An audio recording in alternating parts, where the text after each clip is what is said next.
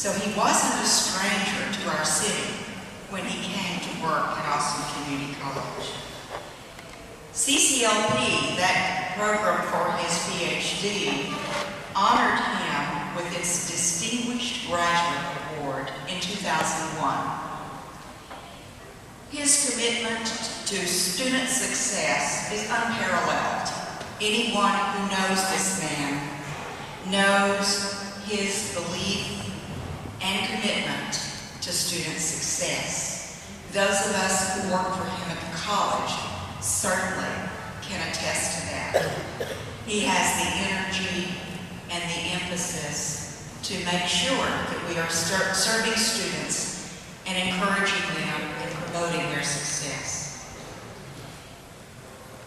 Since his arrival at ACC, he's enhanced the college partnerships. He's been working closely with regional businesses and industry. He's been working with other institutions of higher education and school districts within ACC service area to, again, promote student success. His professional associations include the American Association of Community Colleges 21st Century Commission on the Future of Community Colleges, the Formula Funding Advisory Committee for the Texas Higher Education Coordinating Board, the Governor's Commission for College-Ready Texans, and the Carnegie Foundation Board, among others. And instead of me telling you all of the other many wonderful awards and tributes to this man, I'm going to ask Dr. Rhodes to come up because he's the one I want to hear from. Thank you.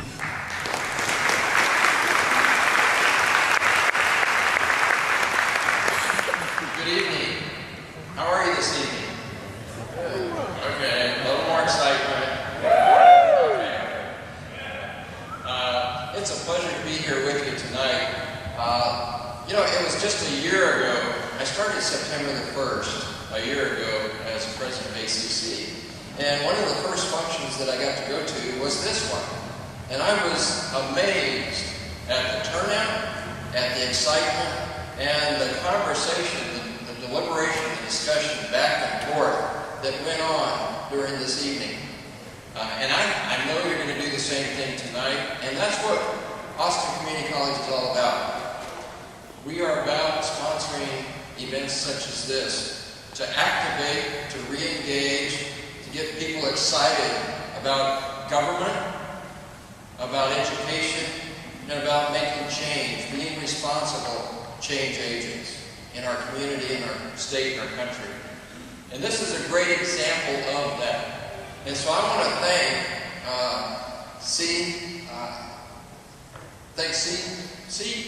CPPX. I keep getting those letters backwards. CPPX is easier for me to remember. Peck Young, Linda Young, I want to thank you so much for putting this together and making this event happen. What number is this? Number 6. So, great event. I also want to thank, we've got some trustees that serve on the Board of Trustees of Austin Community College that are here, that are participating tonight. We've got Alan Kaplan, I saw back here, Tim Mahoney, I saw Dick Villarreal, and I hope I didn't miss anybody or overlook anybody. But I want to thank you, board members, for being here and participating in this event. Now, it is my great pleasure to introduce a very special person to you tonight, and that is the Mayor Pro Tem of Austin City Council, Cheryl Cole. First elected in 2006, Cheryl Cole is the first African-American woman elected to the Austin City Council. She's been a resident of Austin for over 25 years. She has an accounting degree, another accountant, another CPA. I salute you. She has an accounting degree from the University of Texas. She's a CPA. Before she went and decided to go to law school.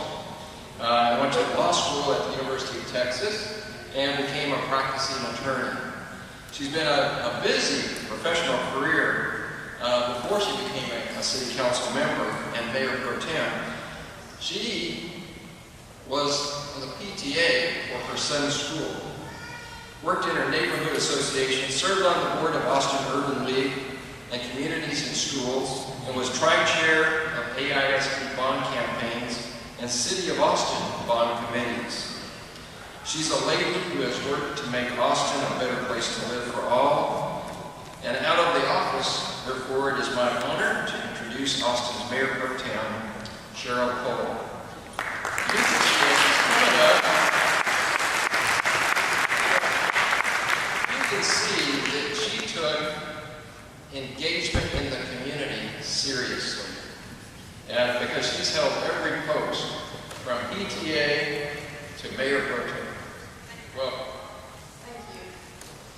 Thank you, Dr. Rose. I just want to let you know that all of those things that he said I did do them, and the most difficult part is that I did them in 2-inch heels and pantyhose. First, I want to thank Dr. Rhodes and Linda Young and Peck Young and the CPPS and all the trustees that are here. I think we missed Guadalupe Sosa and all of the students, facilitators, and moderators, because I have a sense that making things like this happen is not easy. So we want to extend our appreciation to all those folks. And tonight, I'm sure that y'all are going to have lots and lots of lovely debate about constitutional issues in the hallowed halls of Washington. But I want you to know that those issues find their way all the way to City Hall and the plazas throughout the many, many localities throughout this state and other states. And we at City Hall often have to deal with those issues, so I want you to think about them not just in the United States sense, or not just in the state of Texas sense, but also on a local level. We have to deal with Occupy Austin. What does that mean for freedom of speech, and what does it mean on the other side of that argument when public order starts to be disturbed and when public safety is an issue?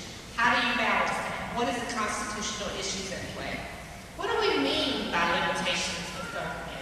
What does it mean when we had to decide to move the election from May to November, and when 4 council members, including myself, took lots and lots of heat for saying, we will not do that just because the Texas legislature said we can.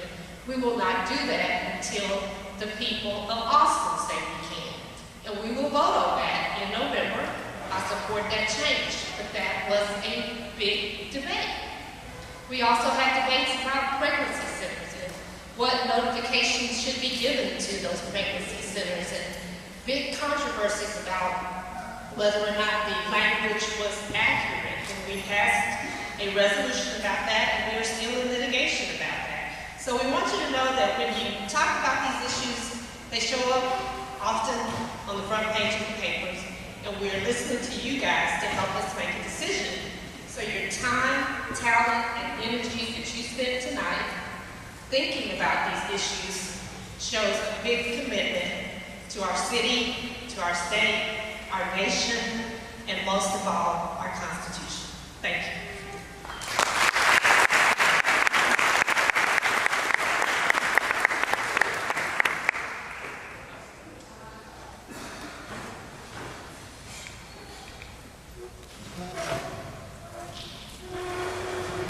It's now my pleasure to introduce one of my other boss, the chairman of the board of our center, former state representative, Gerald Hill.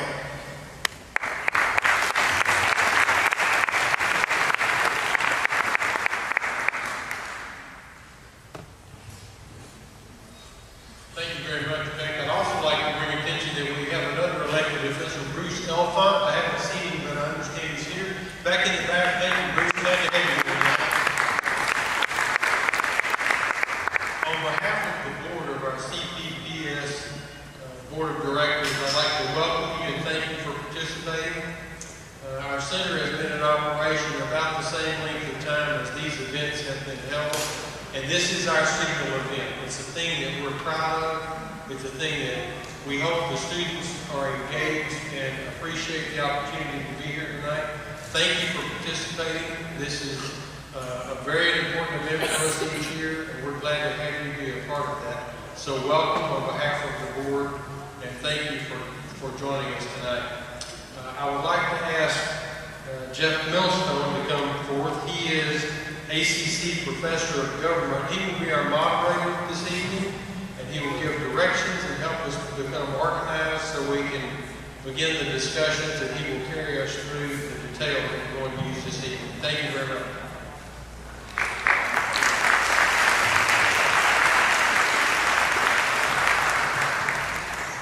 Thank you. My name is Jeff Millstone. I am a professor of government, and I'm delighted that you are all here. I want to thank all of our guests, dignitaries, elected officials, trustees, facilitators, and guides.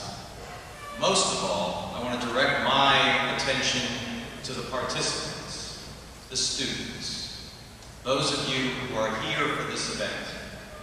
Aside from partaking of the nutritional joys that you will find back there in the corner, something that will sustain you throughout this evening, you will also be engaging and hopefully sustained by the ideas that you will be discussing.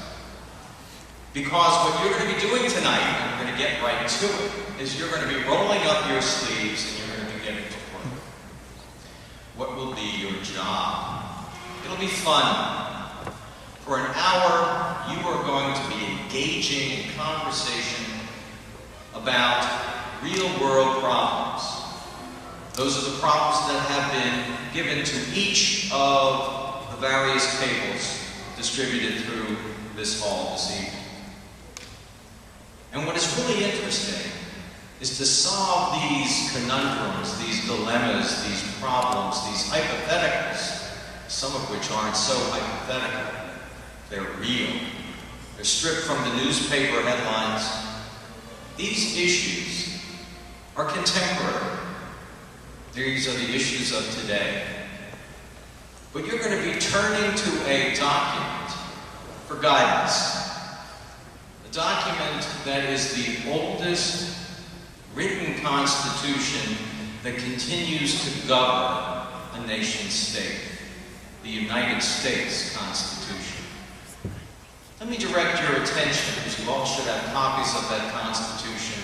If you would, open up your handbooks of the Constitution. You have them in front of you. Open them up. And if you take a look at the preamble of that Constitution, the preamble says, "We the people." We the people. It doesn't say we the lawyers, we the judges, we the property, we the people. Whose Constitution is it? It's yours.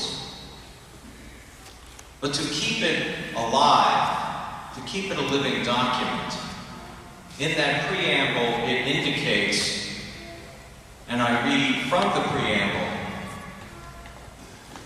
that in order to ensure the blessings of liberty to ourselves and our posterity, posterity is you.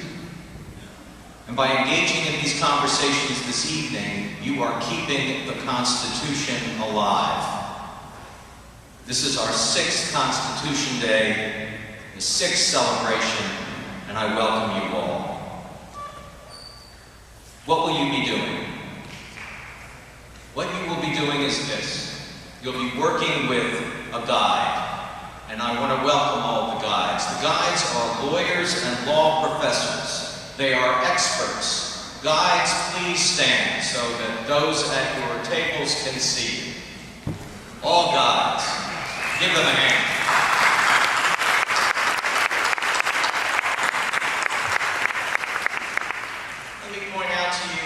Ladies and gentlemen, it's very unique to have a bunch of lawyers come into a room and to give up their time for free. We should welcome them and appreciate their service. In addition to these guides, we also have others who have volunteered and have made a commitment to serve. We have facilitators. Facilitators are faculty from Austin Community College, trustees, and many others who volunteer, and their job is to keep the conversation going. And all facilitators, please stand so that the student participants can see you.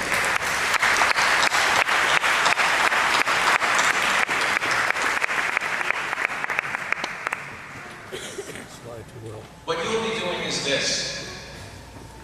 For the next hour, you will carefully begin by reading. The first step is read your issue. And then you will debate it, discuss it. The issue poses a problem based on facts. So you need to read the facts. And then you'll read the provision of the Constitution that applies.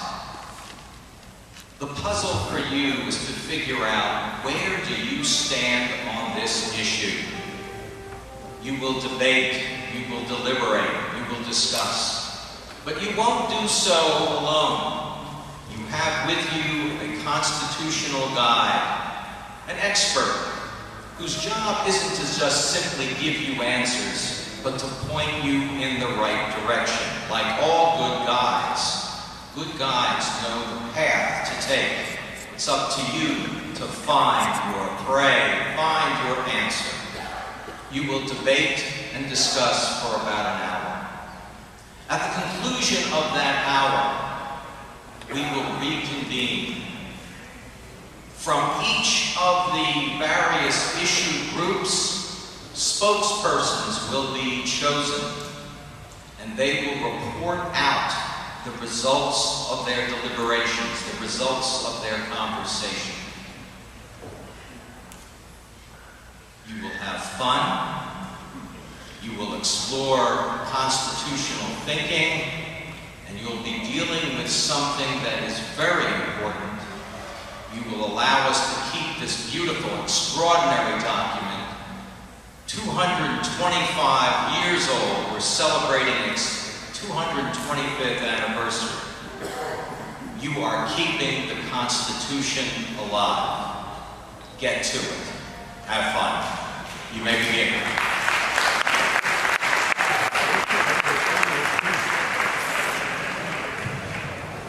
We need to redistribute ourselves.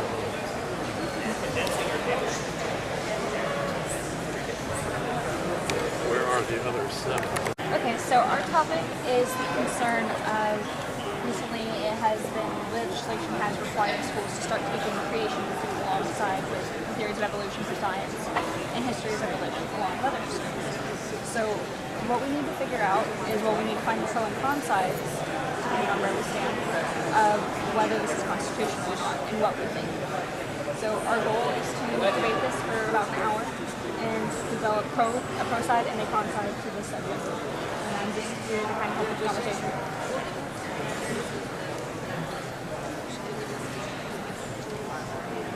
So if you want to take the podium and brainstorm, or someone's ready to go.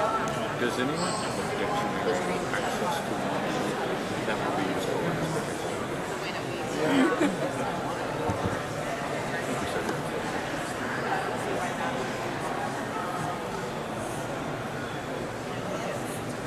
I'll just go ahead and follow my gut feeling, and that's, I mean, I've learned about the history of religion, but I don't, let it affect me. I've learned about creationism, I don't let it affect me. I think, there's a difference between demanding kids to do prayers and to actually worship, as to where there's no worshiping going on. You're just learning about it, of different people's view of this, creationism. I mean, because there is, a little bit of gray area once you get down, to the molecules and, the negative space between atoms and stuff. Like, why is that there? Why can't we explain it and all that kind of stuff? I mean, there's valid points on both sides, but I don't have a problem with creationism in school. Anybody else? I think it's a lot easier for a college student to differentiate between someone trying to I don't want to say force their religion on them, but kind of muddy the waters as far as what you believe and what your parents believe. I myself, I'm an atheist, so I don't have any children, but in the event I did have children, I wouldn't want the things that I teach them at home to be contradicted in school. And a child is going to have a lot more questions, they're going to be a lot more impressionable, especially from someone they see as an authority figure like a teacher, and questions will arise.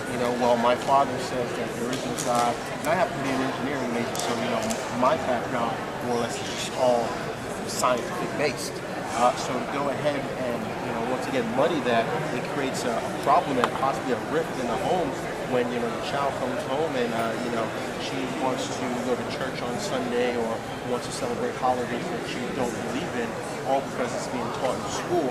And I feel that's a direct violation of my ability to practice as an atheist for it to be established in school. So I think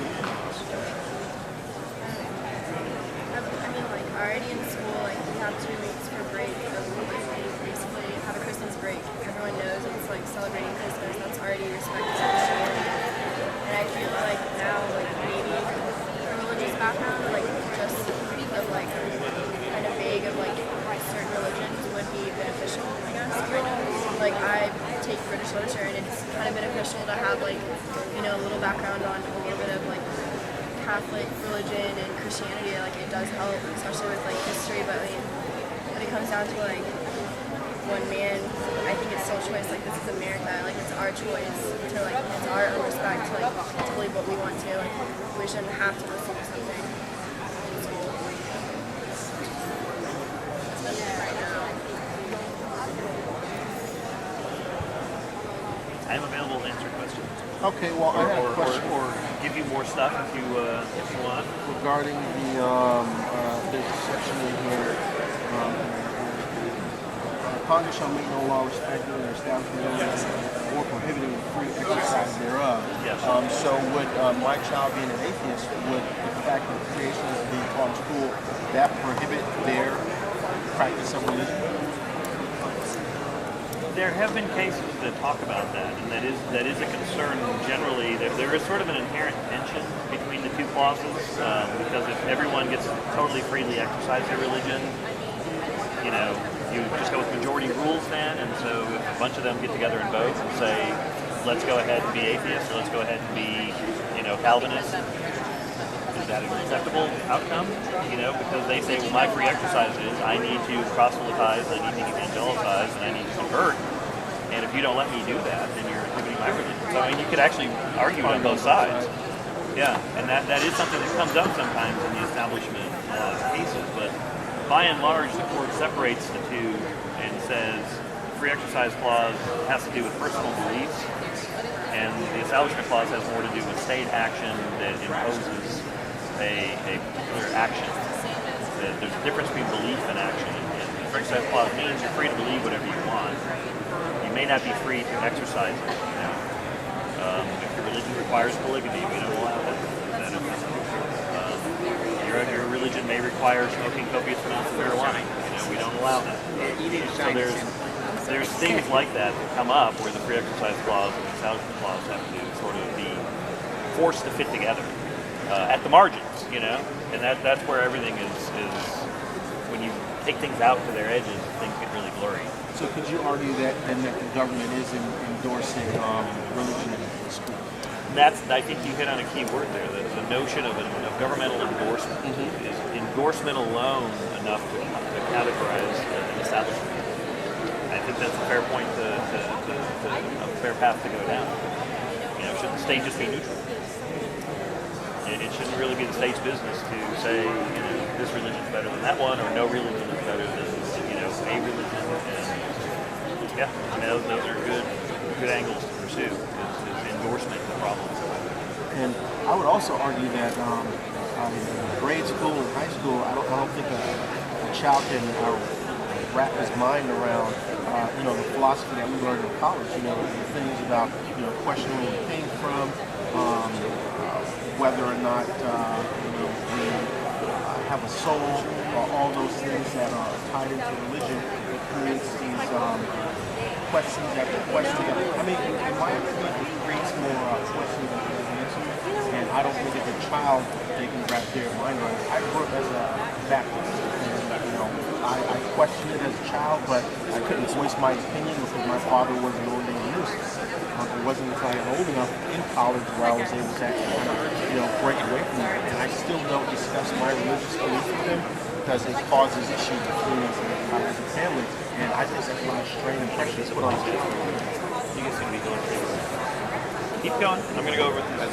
As a matter of freedom of speech alone, it's not just the freedom of speech of the mind, or it's the burden of having to hear others speak their own minds. And when a theory is being taught in school, it's not necessarily one person espousing their beliefs, but espousing the beliefs of thousands of others. So it's those thousands of others speaking through this one person. It doesn't mean that that is their viewpoint, the person is speaking, but technically, as simply as a matter of free speech, it is fair to teach this in schools because you're perfectly able to throw your own viewpoint.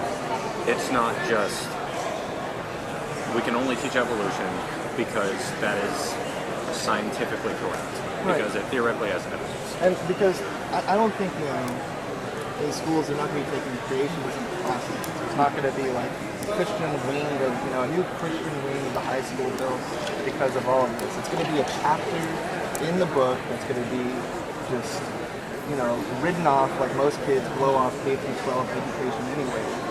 So really who we're talking about here, who it's going to affect, are you're talking about young kids. And so, well, don't teach it to young kids. Keep it at a college level kind of thing. An adult mind that can handle that, right? So, and like who else is it going to, sheltered people, so maybe, smaller towns, maybe they're not like us, not like Austin, like we can have all these different resources. Maybe what they think is like, oh, my parents, they go to church all the time. That's all they do. They're all centered around the church. So the teachers there that teach it, they're going to push creationism a little more in those cities.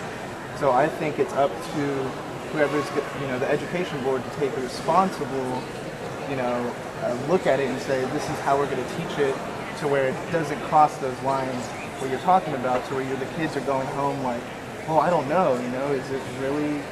Is that how it is? God made us all, or is it like my dad said? I think there's a way to balance it out. It's not forcing anything. Well, there's a fiscal issue also.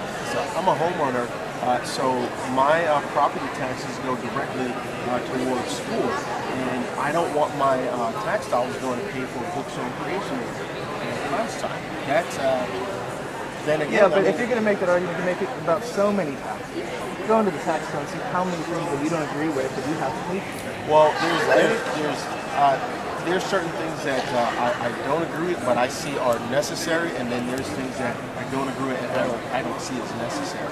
And that once again would be sponsored religion if you use someone's tax dollars to go ahead and fund creation of the school. So I would certainly be against it. And it creates this huge conundrum as far as your child wanting to go ahead and well, Father, I don't believe in what you say anymore. This is what I believe because this is what I was taught. And how do you tell your child? You don't need to listen to your teacher. They're just filling your mind with nonsense. Can't be proven because not to be inflammatory, but where religion isn't based on any type of theory where Darwinism and everything else, there's a theory behind it. And it just makes more sense that be taught. Where it's something that, we can't all agree on it, but there's a basis in fact as opposed to religion. But that's the atheist in me speaking. What if they taught one basics of all religions, right? Talk about atheist beliefs and the difference between Christian beliefs and Catholic beliefs and Baptists, so if you had a background of faith and they don't be fair, everyone's gonna be upset about just basically evolution of Christianity, and they spoke out there they taught students a little bit about everything. And balance it out. I mean, I can see. We are currently debating whether or not the president should declare war in Libya. He's giving support and technical support and all of that, but Congress is saying you need to get in or get out. You need to either let us declare war and decide that. That's not up to you. Is that a good summary? Right.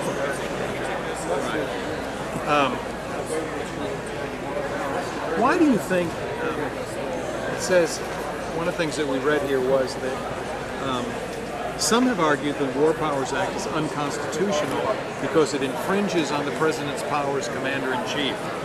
Okay? It's obviously in the Constitution. Okay? What would make it, why would someone say, what would their argument be to say it's unconstitutional?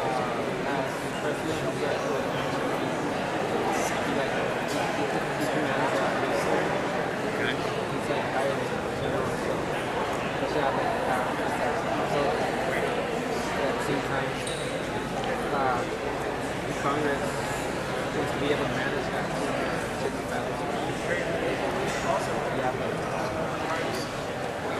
I can see like someone would say like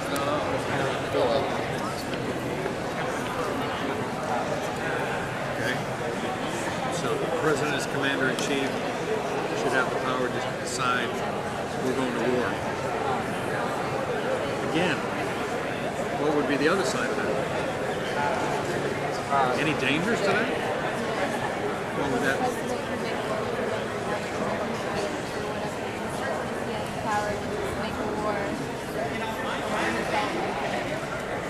And if the Congress didn't have any say in it, then there would be no one to oppose it.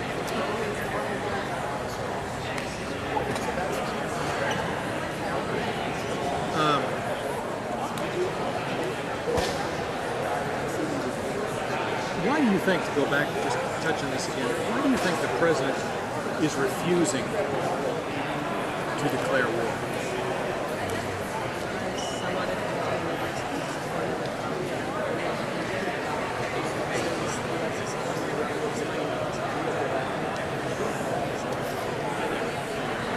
One of the reasons might be that it brings other players into the conflict, is what you're saying? Any other reasons? Like what we're saying, it's not like a full-fledged war.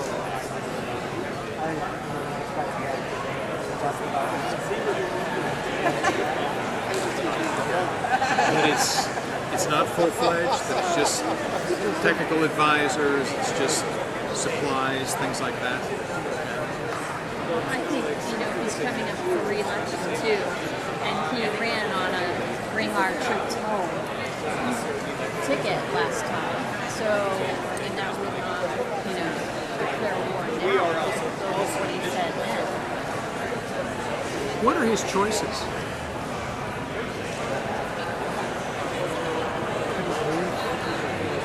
One of the choices is he just backs out. He says, okay, I'm leaving Libya. We're going to take the technical advisors out and take supplies out. Any other choices?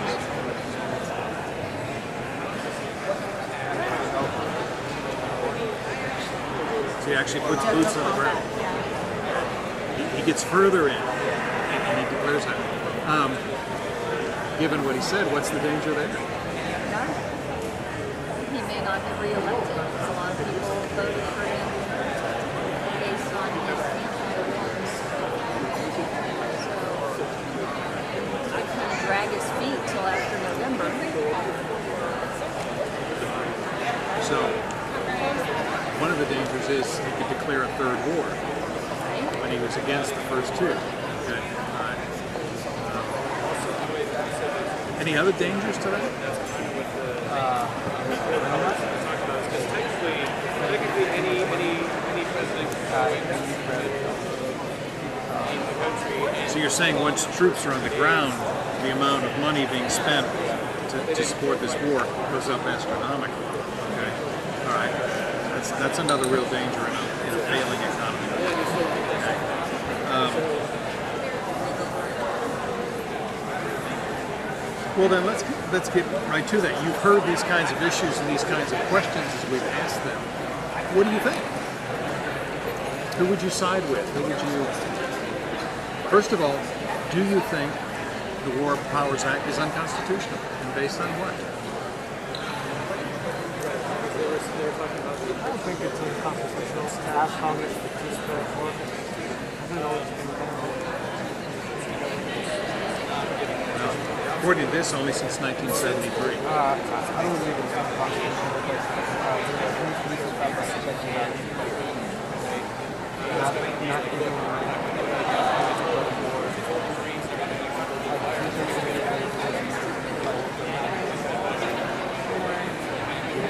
What's the danger of one person making that decision?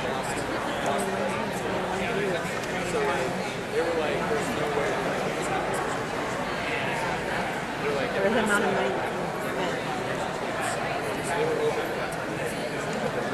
I'm just curious as a side question. What was going on in 1973 in this country? That was right after Vietnam. Right? Actually, it was during Vietnam. But after, anybody remember anything about Vietnam? How we got into that conflict? What's that? I think that my uncle died there. Popular war? Anything about the beginning of that conflict that was significant? We entered a war to stop communism from spreading to South. Was a war actually declared in Vietnam?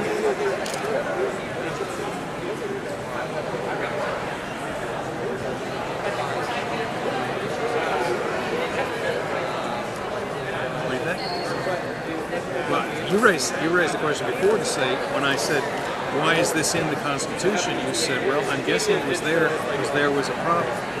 Okay, there was an issue at stake. That might be the issue. You have a kind of undeclared war going on. It's extremely unpopular. And now you amend the Constitution to say, with the War Powers Act. So, how should that be resolved?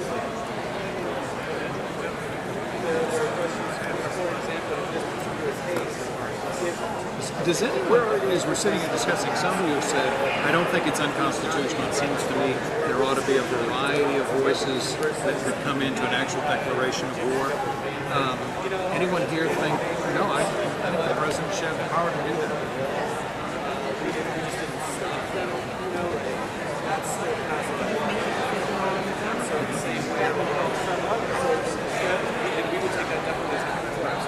So you all kind of agreed that you think Congress making that decision is a pretty good move. It's a pretty good check and balance. Okay. Well, it seems to me the president would come back and say, I haven't declared war. The issue here isn't whether he should declare war or Congress should declare war.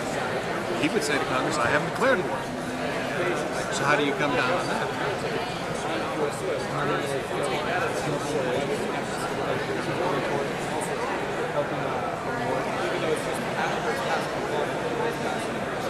Is that a declaration of war? Or a virtual declaration of war?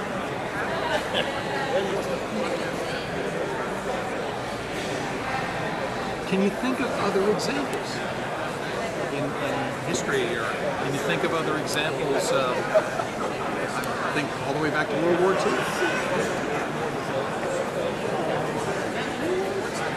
But in our history, can you think of other times, and even in our modern situation, are there any places in the world in which we're offering guidance and support and supplies? I mean, the American Revolution, the Americans beat the British conquest. The French then entered the Americans and started helping the Americans, but the French didn't really declare war on Britain. The French were trusting American people to fight on that. The French never really declared war on Britain. So they weren't fighting a war in Europe, in other words, is what you're saying. Right. The British against the Americans, the French helped the Americans, the French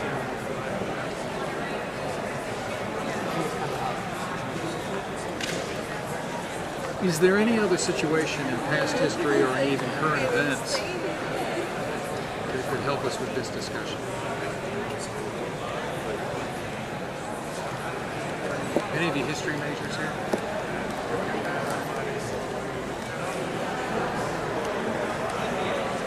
We're looking at a question of whether a search that was appropriately warrantless, we'll give it that, stumbles upon other evidence of another crime. Different issue entirely. That evidence that was stumbled upon, should that be incorporated as evidence in a prosecution for that crime that they just stumbled upon? I believe that even though this person is identified as being an international trader, I think that even foreign citizens of other countries should have the same protection under the law of our country. So if we're prosecuting them under the law of the United States, and they deserve the protections that a person under the law has here. So, and also I believe that the warrant wiretap, even though it was warrantless, it was only warrantless because they wanted to expedite the system of like, for security, they wanted to have the wiretap available when they needed it. So therefore it's warrantless so that they can just go, okay, we want to tap here, we want to tap here, we want to tap there. So because they're doing it under the quickness, just to be fast, they should still have the same protection of the judicial warrant. Okay. By the way, for clarity, if you look at the Constitution, if you look at the Bill of Rights, it doesn't talk about protecting citizens. It talks about protecting persons.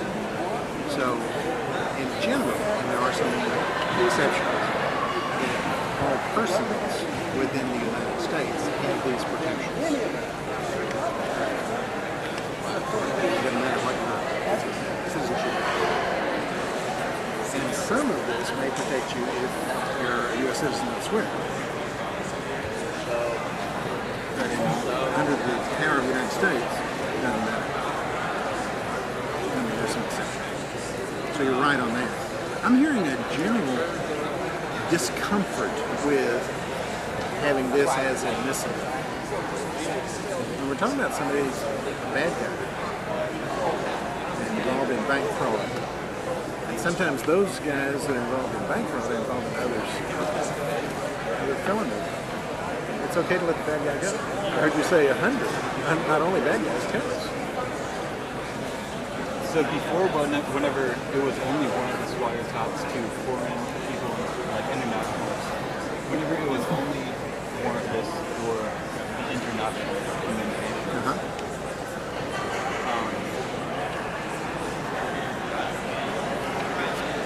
did they have to specify what it was for at that point? Because at that point everything was for terrorism. So now even though it's warrantless, did they have to specify what it was happening? They haven't yet. And we can confirm it with our guy back there, but in general, a warrantless wiretap is law enforcement making a determination of where the suspicion is and who I need to listen to and what I need to find. You need to be specific if you go in for a warrant, because you're going to convince a judge to issue a warrant because, and you have to start telling the judge reasons, or else you might not get the warrant. You shouldn't get reasons. So, a warrantless means a cop has a hunch. Homeland Security thinks that this guy was a terrorist, and they're wrong, but he's some other kind of bad guy. So why is it illegal to get the evidence in other ways? Like, should that not be seen as probable cause? It's Kim's defense lawyer is going to be a problem. Because, let's suppose that you were not involved in conspiracy for terrorism, but there's some other little stuff you have going, an illegal sale of some kind. And the cop comes in to look, but doesn't find that you're involved in terrorism. It says, oh my God, look what she's into. Should they be able to use that? No, I understand that. I don't understand why it's not, why you can't find use that as probable cause to make a use. Yeah. Fruit go of the do that. poison? Like, Okay. so basically, like, They found it. It's not their fault that they found it. They can find something, and then that can be the probable cause to do another search, maybe with a warrant, or maybe there should just be like a separate warrant. Yeah, she's saying back off, start again, Yeah. pretend you didn't hear what you heard. No, like maybe just tell them that they saw it, but they can't actually use or seize that evidence and use it within that context. And then if they start a separate thing, feel that that's the probable cause. I think they can use that as probable cause. They can't use that actual evidence during that line. What is that law? Fruit of the poisonous tree. What was it? The fruit of the poisonous tree doctrine. So, if I happened on something because I was just fishing, can I use it? And the courts frequently say no, sometimes say yes.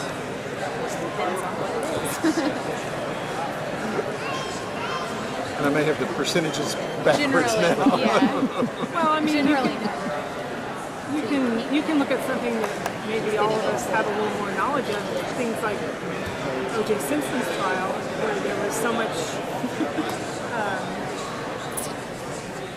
There were some search questionable issues there, but search issues and so I didn't much see it as questionable. sinful. Well, no, but I just mean he was acquitted because his lawyers knew the law, and that's what I think is going to come up here. I think we could say all day long what's wrong, that what they're doing, but I don't think the evidence is ever going to be admissible.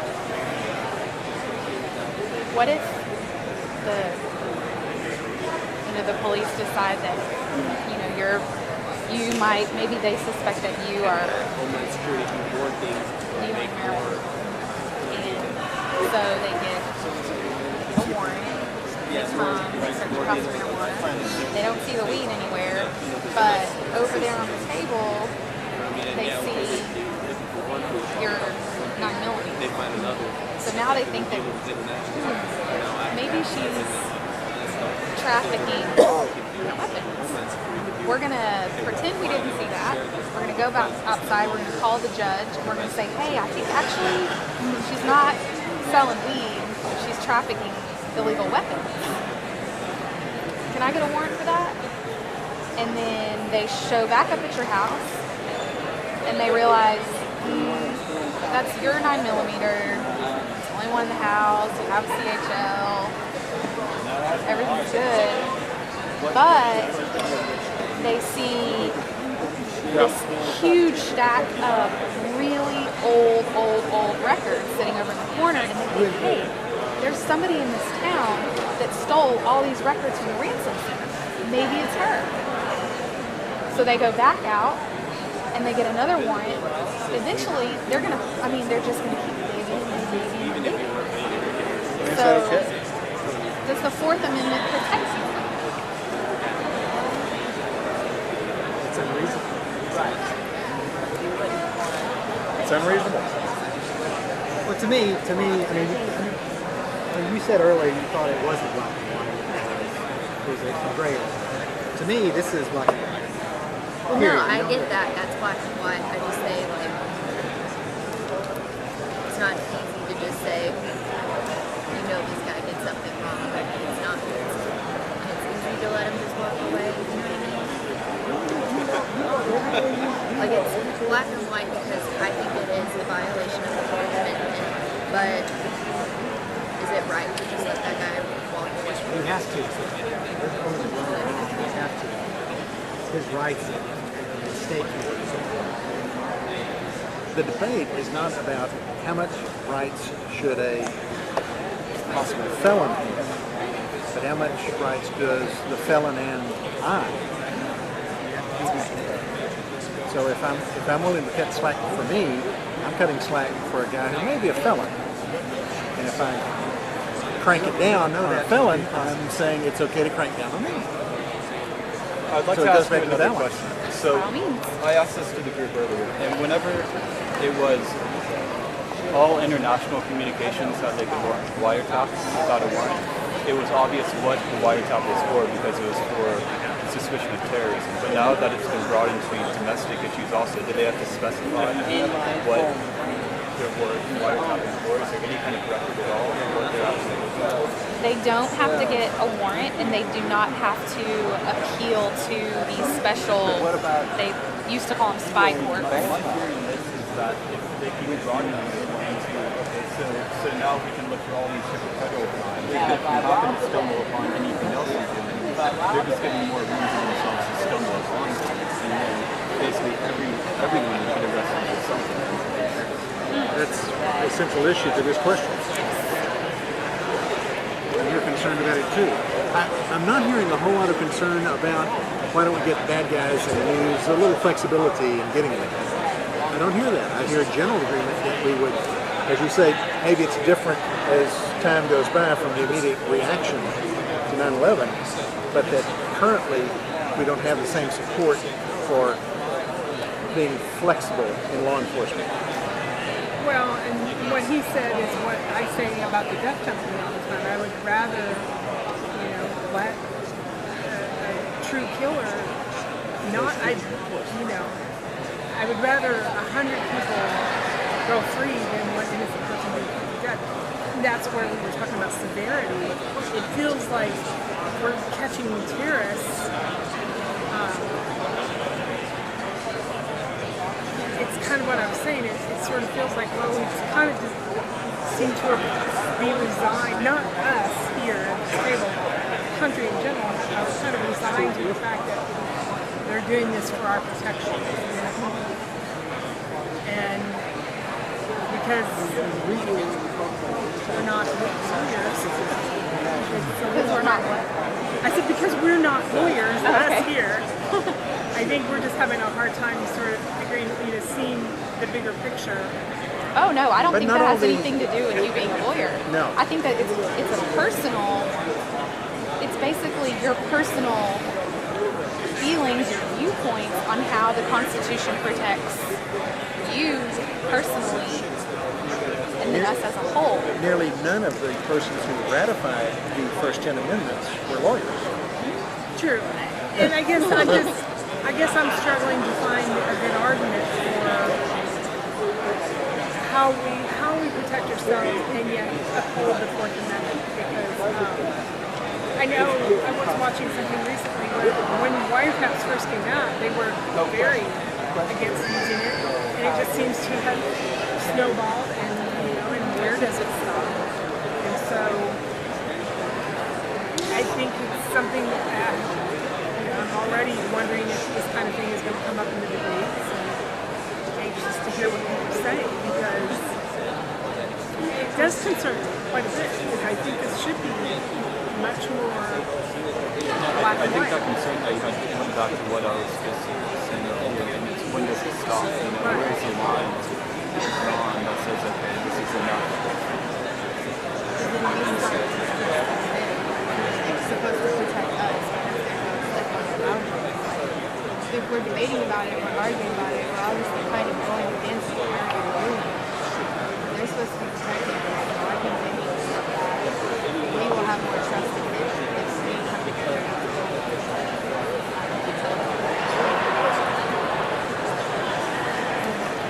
Well, they're I think the ratification of the Bill of Rights had a lot to do with distrust. I mean, if we were all angels, Let's just came in and we're all hoarding it was their homes and doing all these things that were pretty it was not just to protect ourselves from the English, because we'd made them leave. But now we were distrustful of the government we were creating. Well, and that was because there were two such different factions, the Federalists and the Republicans, basically. And so ultimately, Republicanism kind of won out, and Federalism died off. But we're facing the same kind of issues again, I think. But the question at hand is whether or not a custodial inspection of someone at at a border crossing or a port of entry is constitutional in light of the articulable facts to law enforcement. And so, this is an individual who went overseas. He's a student, 8th generation American, coming back to the United States, has his personal property confiscated and then searched. And then the question becomes, is that reasonable in light of the Constitution and its amendments?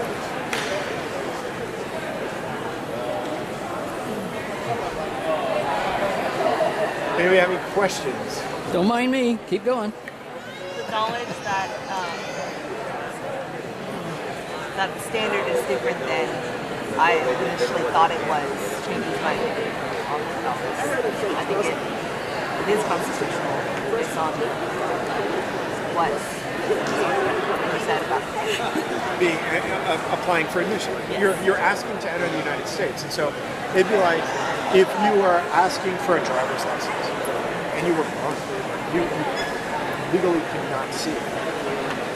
The state of Texas can conditionally deny your application for that driver's license because you're just not safe to put on the streets. Now you go down to a federal court and you can try and persuade the judge that it's unconstitutional, that you have a liberty interest in driving your car, but he's more likely going to agree with law enforcement that we only want people driving cars with us. Just out of curiosity, you said you felt it's not constitutional. Would other lawyers disagree with that? I don't. Give you a little bit of background on why I picked this question. I worked for Homeland Security for 6 years, so I advised the agents. I was on the JTTF team, which is the Joint Terrorist Task Force. We were actively engaged in identifying people at border crossings, land crossings, and points of entry who intended to do us harm. And so I would routinely get contacted by special agents at the airport who would say, these are the facts that I've got. Am I authorized to serve? When you receive a call like that, you really have to understand, obviously, the interests of the United States government, and you have to weigh them against the liberty interest of the individual that's applying for admission.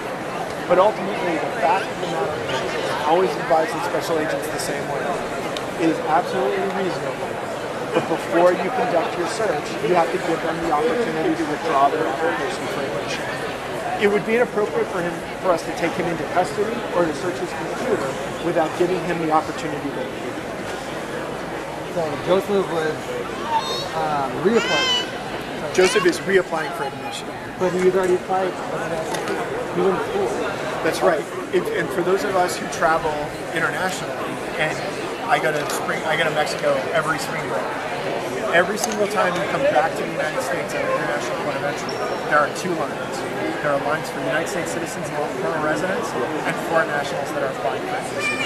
Notwithstanding the fact that you're a citizen or a permanent resident, you still have an obligation to be inspected. And that is because we have suffered, unfortunately, incidents of domestic terrorism.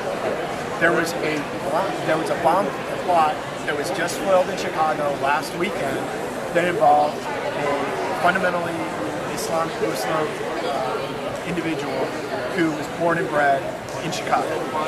And so, let's not forget the fact that it happened in the airport. No, it actually happened in Chicago. It was a little bit more complicated. He got caught to scheme trying to detonate a Jeep full of explosives that he purchased, believing that they were real from the FBI. So there's no question now that guy, if his internet traffic was monitored and it had been for 2 years, if he had left the United States and he entered the United States, given that background, he absolutely would have been questioned at the port of entry. His computer would have been confiscated, iPhone, iPad. No doubt about it. So let's not, what I would ask you guys to do is consider that this is not a question of United States citizen versus foreign national. This is a question of domestic tranquility versus domestic terrorism, or foreign terrorism. It's tranquility versus terrorism. And to the extent that there's some evidence that supports the search of the computer or a couple of questions to the individual going back to the United States, what the government really wants to ensure is just that we're safe. That's interesting. I never thought if I ever came back from an airport, I would lose my First Amendment. I guess I'll easily lose them. If I had a great name, I didn't know that. Well, you don't lose your rights. You still have your rights, but you are applying for readmission into the United States. And so the spectrum of how many rights I give you, think about it from a spectrum of 0 to 100, right? We've got this great big shield around us that's all of our constitutional rights. When you're applying for admission at the airport, that shield is reduced from 100% to 50% or 20%. So you still have the rights. You can still do all sorts of stuff. You still are protected from the right of self-incrimination, right? You still have the right to remain silent. You still have the right to counsel. If they're going to take you into custody, you say, I want to call my lawyer, and my lawyer is going to be here right away. You still have constitutional rights, they're just diminished. Oh, okay. But you don't have the fourth, and you obviously don't have the second. You still have them, they're just diminished. It does matter that he's a citizen, okay? And the reason why it matters that he's a citizen is he can actually petition for relief to a judge. He can say, I don't want you to look at my computer. I don't care how long you put me in custody in the airport. I need a writ of habeas corpus. I'm going to file it with the United States magistrate. He's going to decide whether or not you search my computer. They would wait?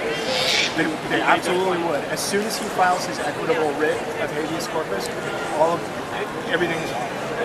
Law enforcement will be told, do not conduct a search. He wouldn't be released from custody. And so if you don't mind missing school or missing work for a while, then you can absolutely fight it. He'd lose. The government's going to say, hey man, you're asking to come back. You don't have to come here. You don't have to live here. But if you're being admitted, I get the right to search you. You know, it'd be like, a bar could decide they don't let anybody in under 21. They don't want to expose their bartenders to the opportunity to sell drinks to people under the age of 21. Absolutely, positively constitutional. As a private property owner, you don't have to let anybody in. Anybody. And so if you make a decision that I'm going to do that, then you do it. But, and this is the big but, you guys need to listen. You can't do it in a discriminatory manner, right? You can't let in all of the under 21 females and tell all of the under 21 males not to. That's discrimination. And so, there are going to be circumstances where you're going to remind your law enforcement officers that this opportunity to search needs to be equally employed. We need to look at all sorts of things, right? Which is why when there was a time when if you got a one-way plane ticket, you were always going to be searched by security. That's because you didn't have a round trip ticket. As long as you search everybody with a one-way ticket.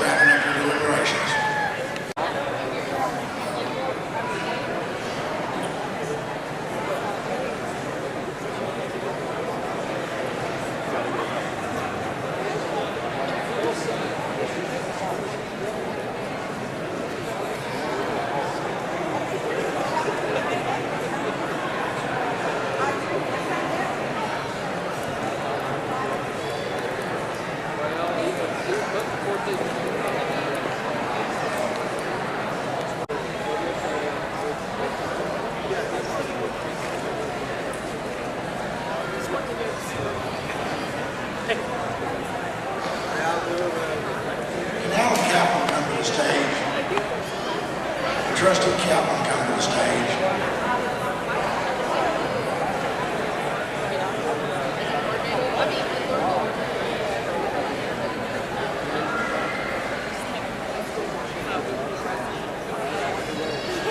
First of all, the next step for all of you is to begin to select and prepare your spokespersons who will be reporting out the results of your deliberations. And while you're preparing to do that, I would like to introduce to you several of the student leaders who have contributed to and have been friends of this program, who have contributed to this program. There are a number of people who will not be speaking, but I want to recognize them for their special contributions. First of all, I want to recognize Sam Davis, whose tireless efforts have been invaluable. I want to recognize Maxine Kaplan. Absolutely. Maxine Kaplan, who helped make sure that this whole event would be properly coordinated. I want to thank a former student and a current student leader who attended ACC after serving his country honorably and courageously. As a veteran, he is here as a volunteer. He's currently at the University of Texas, and he's come back here to help us. I want to identify, and I would like him to say hi to all of you. Paul Tebow.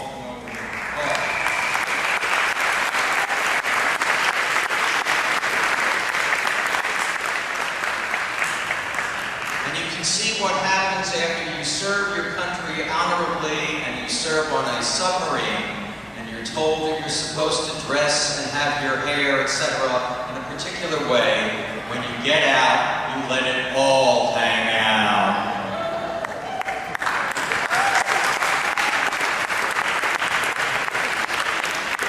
I also want to thank a colleague who has been running around helping, and he is someone that many of you have chatted with. He's a history professor. Many of you have had him for a course. If you haven't had him for a course, take him. He's fun.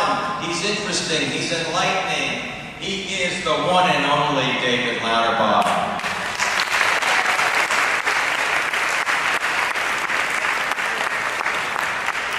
While you begin to deliberate, I want to introduce to you several student leaders who have some comments to make. One of whom is a person who is now the SGA, the Pure Student President, Michael Wade. And after Michael speaks, we will hear from Megan Rue. Both of these individuals have helped us and supported us. Megan Rue is the CSPS President. So give these people your attention, and you can multitask and also deliberate.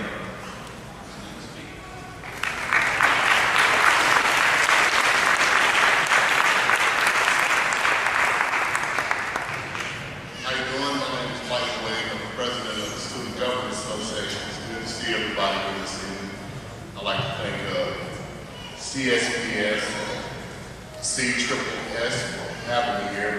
Also Dr. Rhodes, Mayor Pro Tem, and all of you guys who take time out to be here.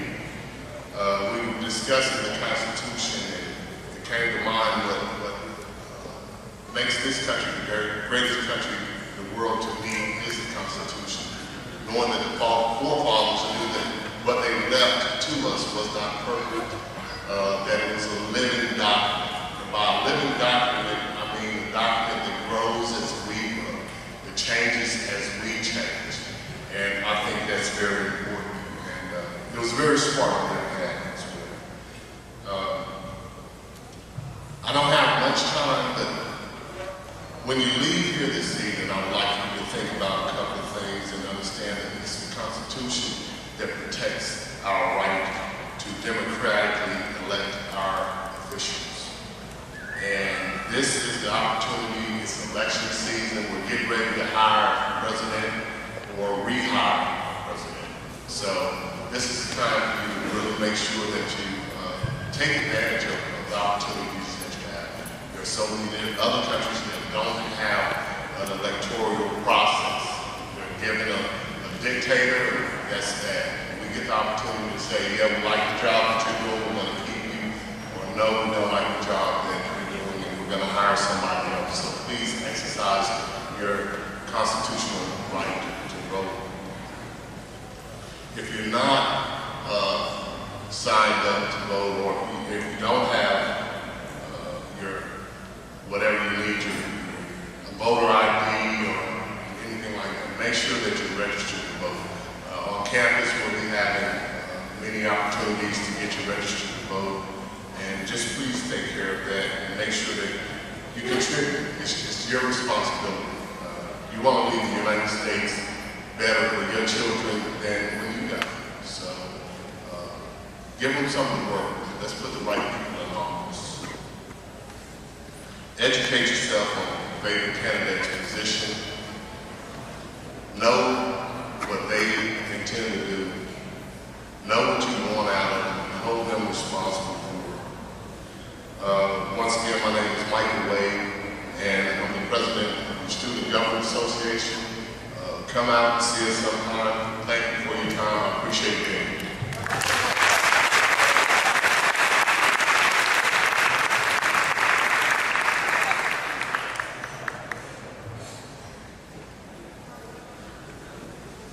Hello, everyone. I can't hear you. What? Thank you for coming to Constitution Day. My name is Stacey Moreno. I am the Vice President of the CSPS. That is the Center for Student Political Studies at ACC. We help with this this event together. We do fundraisers and other things. I'm up here today to introduce to you the President of the Center for Student Political Studies. She is also the President of the Gay Straight Alliance at ACC. She's an advocate for voters. She's a deputy trying to get more voters. She's also trying to get more deputies. Please, put your hands together for Megan Broom.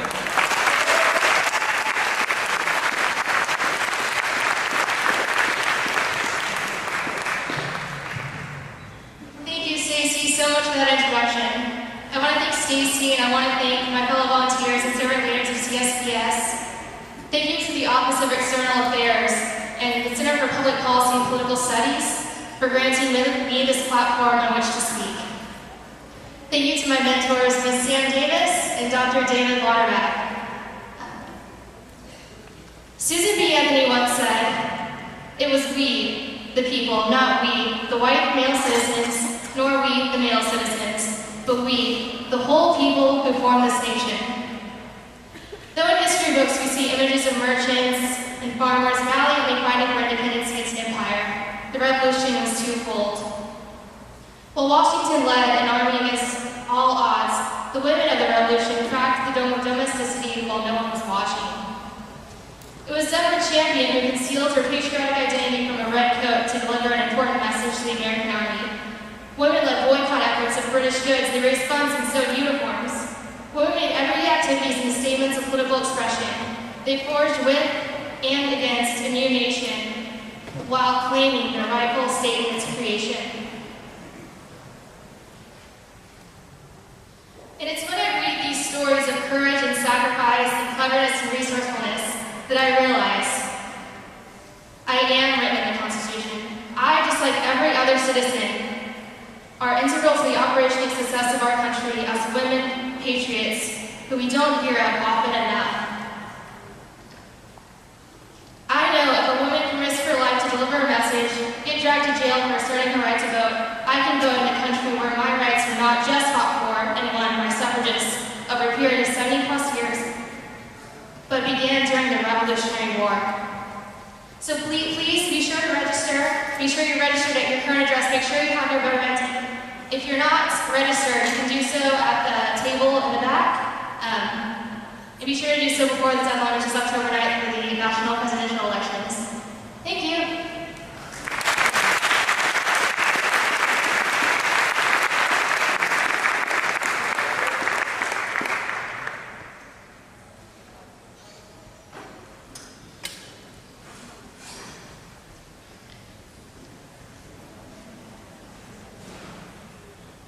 I want to thank the student leaders for their fine remarks. And given that you paused and you paid attention, that was indeed deserved. I want to give you some more time. I'm going to give you all 5 more minutes. 5 more minutes to just wrap up and to choose your spokespersons. And I am getting a signal from Professor Lauterbach that you're all ready. Let me hear a sound of applause if you're ready.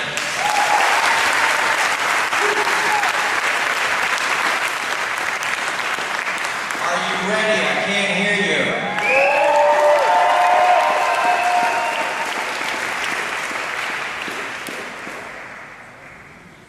I think you're ready. All right. Here's what we're going to do. I am going to call each issue out by number.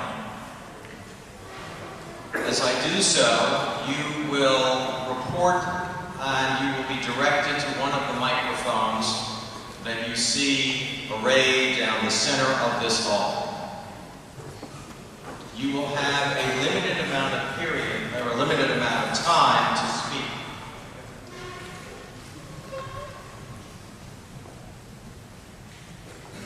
You will be shown approximately how much time you speak by this fine lady here. That was not a sexist remark. We'll show you.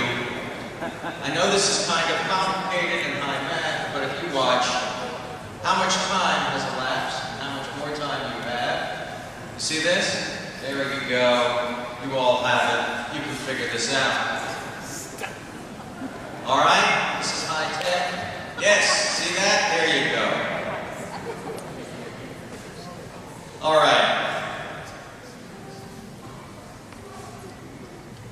Issue number 1. Where is issue number 1? All right, issue number 1. Issue number 1 deals with same-sex marriage in Vermont, and it deals with the issue as it pertains to the full faith and credit clause. What I'm going to ask you to do is the individual spokesperson who is taking the pro position to speak first.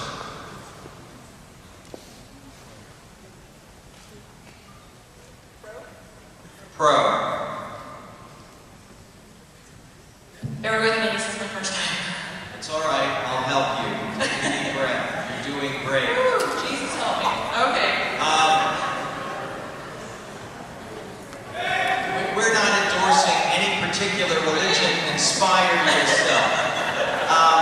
Hey, freedom of religion. Absolutely, but no one particular religion. Amen and hallelujah.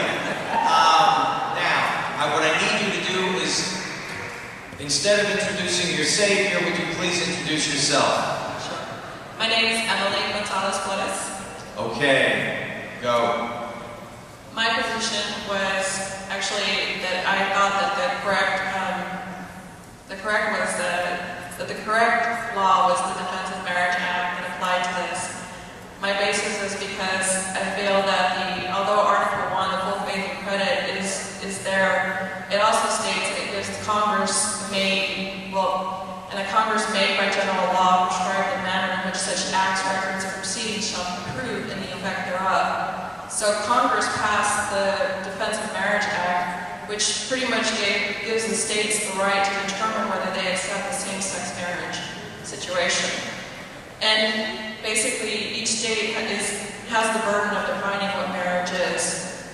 And also, too, the only way that this can supersede is a determination by the U.S. Supreme Court to decide which actually should apply. But right now, since Congress passed that law, and actually Article Full Faith and Credit does allow Congress to make those types of decisions. Thank you.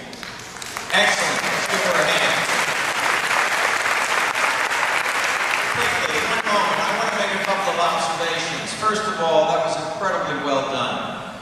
Your careful reading of the Constitution, your application of constitutional principles to the facts that were given to you. And by the way, all of you, I hope, have copies of all of the issues. They should have been distributed so you can see issue number 1. And if you noted, you not only did that, you also applied your understanding of the statute. Well done. Next speaker. If not, when our volunteers come up front, we have the issues to be distributed. Megan, Sam, if y'all can come up front. Any other volunteers, please. You may proceed, sir. Introduce yourself. Hello, my name is David. I'm a student at ACC, and I'm a spokesperson for the first team. So around 50 or 60% of us reached a final question that we had to answer. It was, is DOMA unconstitutional? And for those of you who don't know, DOMA is the Defense of Marriage Act. And We also ask, can it be questioned? So before 1967, interracial marriage was illegal. In a case of Loving versus Virginia, a white male and an African-American woman decided to get married. When they moved out of state, the Supreme Court was then asked to challenge their marriage to see if they were right or wrong. And the Supreme Court declared no rational basis that interracial marriage should be outlawed. As soon as the Supreme Court made this decision, all states had to abide by it, and I have to stop. Finish your thought.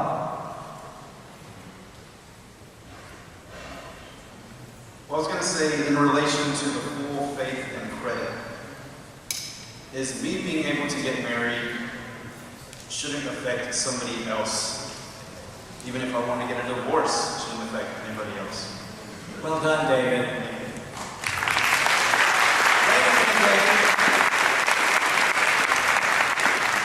David did an excellent job. There's a lesson to be learned here. David, too, applied principles of legal analysis and constitutional analysis. David turned to a prior decision, Loving versus Virginia. To Loving versus Virginia, a constitutional decision rendered by the Supreme Court, which has facts that are analogized to the facts that you were given. That is referred to as using precedent, or as we lawyers like to call it, stare decisis. Well done.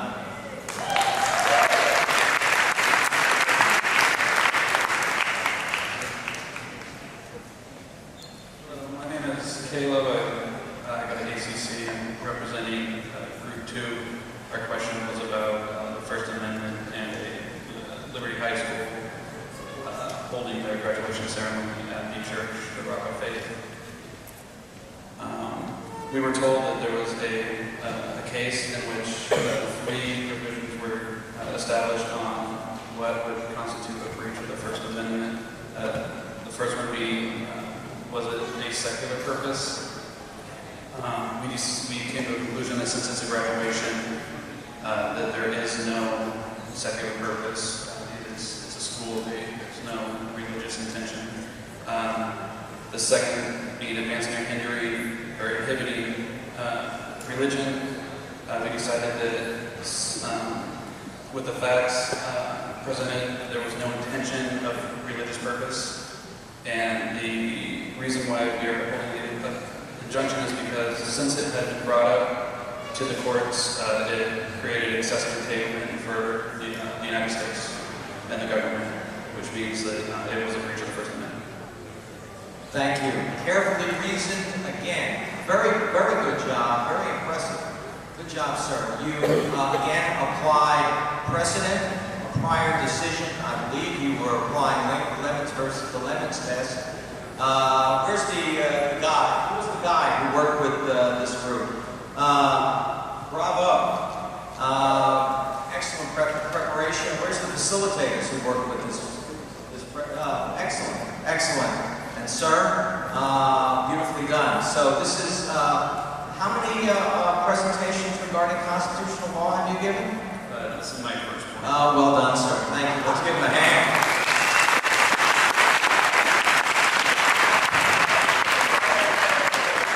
Next speaker. Hi, I'm Heather. I'm a student at ACC. This is for Group 3. And the issue was regarding high school dropouts and whether or not the tests, the standardized tests, have violated the Equal Protection Clause of the 14th Amendment. And we all came to a consensus that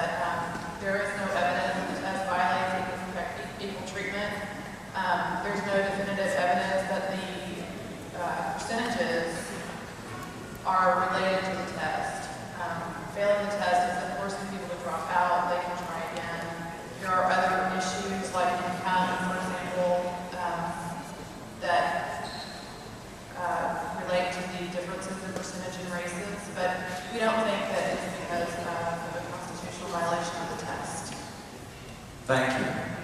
Very carefully reasoned, very thoughtful. Let me see again, who's the guy who worked with this group? Stand, please. Where are you? Thank you. Excellent work. Ah, yes. It's expected no less. What you demonstrated was the importance in even a constitutional case of a careful and close reading of the facts.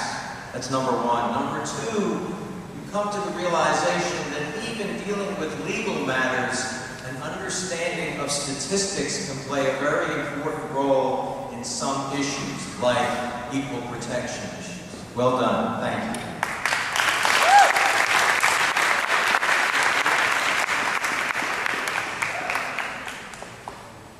Yes, sir. My name is Cole Wilson, and I'm a student at ACC. My group and I tackled issue number 4, which pertained to 3 students at an Austin elementary school, 2 of which of Hispanic descent in 2nd grade, motioned toward each other in a shooting fashion, and 1 Anglo student in 3rd grade motioned a stabbing fashion. They were punished differently. The 2 Hispanics were expelled. The Anglo 3rd grader was verbally warned. And the question is, do these infringe upon the 14th and 8th Amendment? My group and I believe that they do in fact infringe on both. We view the zero tolerance policy that the Austin Elementary School has in place as a blanket. No matter their actions, the crime is equivalent. Because the crime is equivalent, the punishment should be also. Thus, the only difference between the 2 is race and age, infringing on the 14th Amendment and the equal protection of the laws. Because, again, the blanket crime is in place and their punishment is unequal, their 8th Amendment is infringed upon cruel and unusual punishment. Very well done, sir. Mr. Wilson, I really commend you, and I commend the preparation and the assistance that you got from your group. I like the way that you began by sketching out the facts and weaving the legal principles and applying them to the facts. You explained in plain English the principle of that the punishment should be proportional, and that as presented to you, the rule that applied in the public schools, to use the phrase that you did, was blanket and was not proportional to the seriousness of the offense. Extremely well done, bravo. Thank you, sir.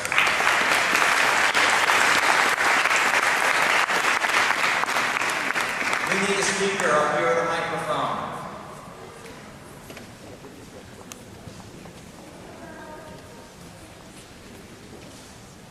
Thank you, sir. Introduce yourself. David Silver. Good to see you, David. Go ahead. Would you like me to introduce the issue? You do it however you wish. Okay, well, our group tackled the idea between behind prayer and public school graduation ceremony.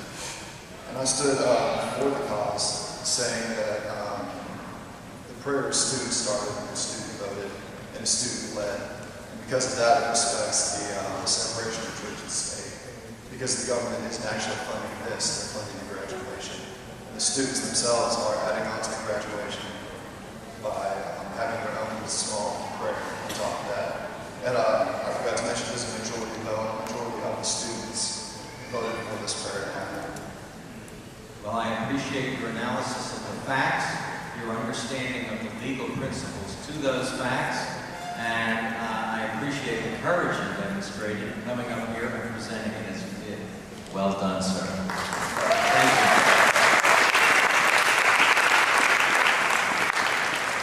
Next. Hold on a second. You had a con, sir. You had a pro and a con on that last one. I'm waiting for the con now. Are you guys pro and con? Okay, so the con to it, and we deemed it unconstitutional because we said that it was infringing on individual rights. It's not fair to alienate a student from graduation. They work just as hard as any other student. this is a government funding institution, that it goes against the separation of church and state, and graduation should be separate from religion. Well done. Well done. You responded to the pro position. You enunciated alternative legal principles, and you demonstrated one of the challenges for any potential legal question, and that is there can be reasonable differences. So I would have loved to have seen your group. It must have been a lively debate. Thank you very much. Well done. It is the responsibility of you guys, if there is a con speaker, pro and con, it is your job to come up. Please, pro and con, you're all welcome. Interested in all views to be reported out. Introduce yourself, sir. My name is Brian Costin. Yes, Brian. Our issue is that of the introduction of the theory of creationism into schools, along with, or taught along with, the theory of evolution, as well as the adoption of rules for religion courses, both historical and comparative. In defense of the creation of, or the theory of creationism, the country, or the public school system was founded on the idea of creating solid democratic, or solid foundation, educated society. Sir. Take a deep breath. You're fine. You're fine. I'm helping you. So look at me. Just give it slowly. Do it well. Okay? You can begin. Start this time. Go ahead. The public school system was founded on the idea that we could create an ideal society of educated people to provide our democratic government with the decisions necessary to be fair to everyone. Along with that is a widening of the tolerance level for our citizens, and it's necessary to learn about all methods or all areas of religion, of culture, including the theory of creation we recognize. Understanding the different theories of religion changes people's viewpoints and allows them to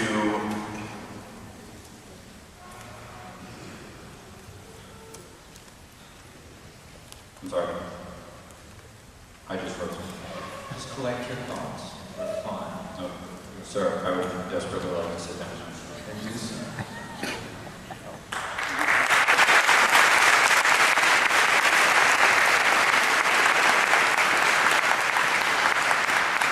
Make some observations. First, we have someone who presented a thoughtful, reflective, heartfelt argument. And what you can see is that legal issues are not dry, dusty, irrelevant issues, but they can engage emotion. People care deeply about what we're talking about. What should be evident is the Constitution deals with fundamental law, and that the kinds of questions that ultimately go to the Supreme Court and that frequently are identified as constitutional questions deal with facts that are involving fundamental questions that touch on our deepest held values. The last speaker demonstrated that. And we ought to, again, I think, give him our respect and recognize his courage.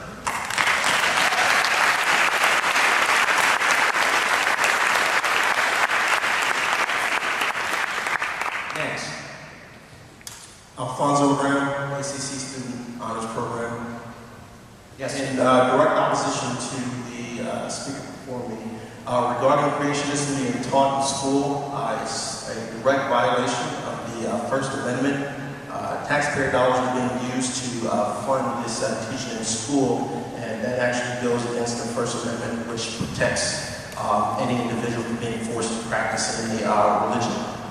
Also, a Supreme Court decision, 1947, McCollum versus Illinois, a 6-1 decision struck down pastors, religious leaders actually teaching in school. The fact that we need to understand is that just because we don't necessarily support religion does not mean we're against it. Taxpayer dollars should be used to teach this in schools, especially if it could potentially cause a rift at home with parents who don't believe in a supreme being, such as agnostics or atheists. I myself am an atheist, and I don't feel that my children should come home and question me about their beliefs, especially when I should be their foundation for their belief system. Hansa? Well done. Characteristics of his argument. Number one, he did something that judges love. We lawyers love it too. He got right to it. He didn't do any wind-up, he got right to it. Dealt with the issues. Secondly, he relied upon precedent. First, he relied upon the language of the Constitution directing my attention, our attention, to the First Amendment. Then he turned to specific precedent, citing a case, even dressing it up and reminding us that it was a 6-1 decision.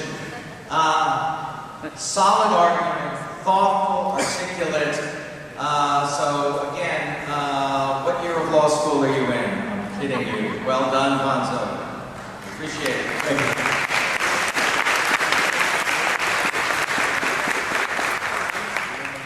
Yes, ma'am. Introduce yourself. My name is Kim Hawkins. I am actually the OSD senator in your SGA organization. And we were dealing with issue number 7, which is the Homeland Security conducted a warrantless wiretap of an international trader suspected of doing business with terrorist funds. These taps failed to produce evidence of terrorism, but did produce evidence of a plan to defraud a large bank that had received substantial bailout funds. Can the evidence obtained about the stock bank scheme be used in court, and was it obtained in violation of the Fourth Amendment, the right of the people to be secure in their persons, houses, and effects against unreasonable searches shall not be violated, and no warrant shall issue but upon probable cause. And our two tables basically came to the same point. There was a general consensus that the evidence gathered in this issue is not admissible. We basically agreed that the Fourth Amendment prohibits the use of evidence obtained without a warrant. The exclusionary rule states that evidence obtained is inadmissible. And about 75% of our table generally agreed that the Constitution was designed to be fluid and open to interpretation. But there was dissent on this particular point, and was stated by a few of our members that the Constitution was less open to interpretation. So we came to the general conclusion that in view of the fact that the Patriot Act was just renewed and broadened only days ago, we must continue to debate this issue. Well done. Thank you. Thoughtful. Applying legal principles. Clearly, you organize your thoughts in a coherent, logical way. Thank you, and thank you for your service to your fellow students. Thank you, ma'am.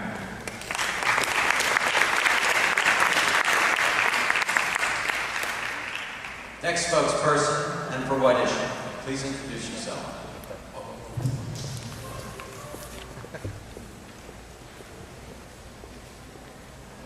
Apologies.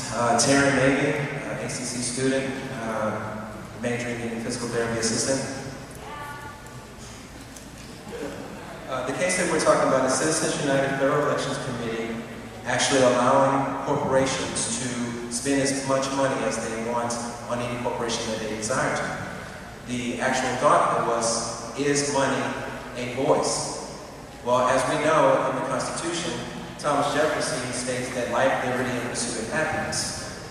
As we also know, John Locke spoke of life, liberty, and pursuit of property. Well, money can be viewed as property. If you take into account to Exodus in the Bible, it also states that God told the Egyptians to take everything with them. And we want to ask why. The reason from that perspective is because property is freedom. And I think that actually that's what the Founding Fathers were aiming for when they made these decisions. And I think we should allow our corporations to endorse whoever they appeal to. As most people say, they are people also. Well, I thank you for your analysis and your preparation and your thoughtfulness. Just a couple of quick points. The principle of life, liberty, and the pursuit of happiness is found in the Declaration of Independence. That's what I meant to say. Not the Constitution. And the notion that God told the Egyptians to take everything, no, God told the Jews to take everything as they were following Moses outside of Egypt. Everything that I was saying was aimed towards that. But aside from that, I think we all understood it. You showed real courage. You really put it together. I know that you haven't perhaps done this ever before. They say that public speaking is scarier to some people than dying, and I want to commend you. Bravo. Give them a hand. And sir, before you leave, wait a minute. And your calling to be a physical therapist, I can tell you, bless you. My shoulder is being treated by physical therapists and assistant physical therapists. I would rather see more physical therapists than lawyers. I didn't really say that, but thank you, sir.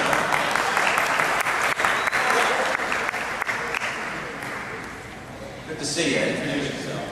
My name is Clay Owen, and I'm a student at ACC, and I'm a student of your class in U.S. government.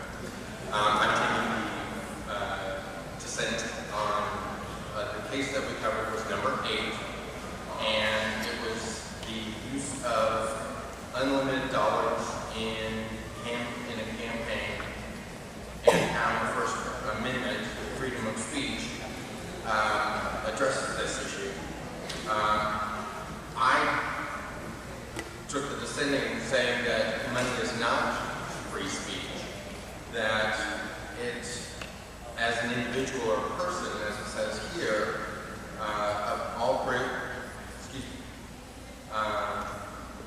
Congress shall make no law respecting the establishment of a religion or prohibiting the free exercise thereof, or abridging the freedom of speech, or of the press, or the right of the people peaceably to assemble.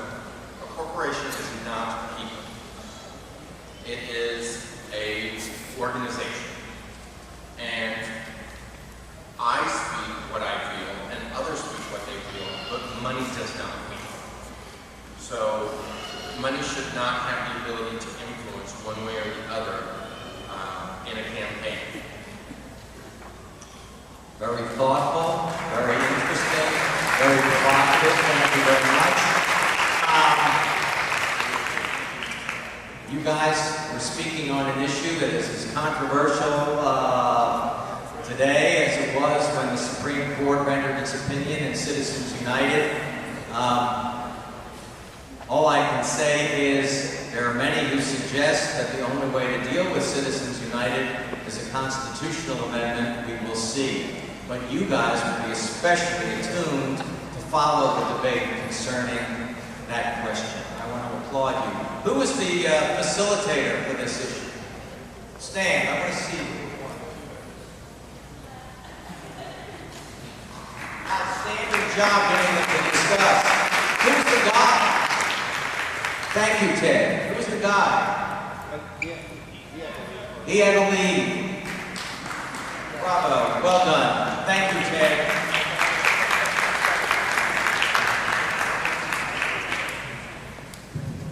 Who's next?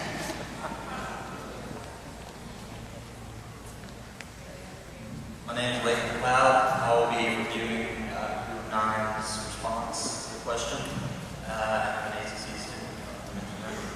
But while the Catholic group is guaranteed the right to establish a facility based on the First Amendment, the true question of consideration is, does the postponement of the hotel zoning and permits violate the Catholic's right? Yes, based on evidence in the 14th Amendment. The substantive due process protects individuals from arbitrary state laws or actions that interfere with fundamental liberties. An example being the Mayor versus Nebraska case, which denotes not merely freedom from bodily restraint, but also the right of the individual to contract. Therefore, by postponing the zoning and permit, San Antonio violated the right of the Catholics due to the fact that they cannot begin operations immediately. Wow! Whoa. First of all, I want to, well done. Citing precedent, applying it to the facts.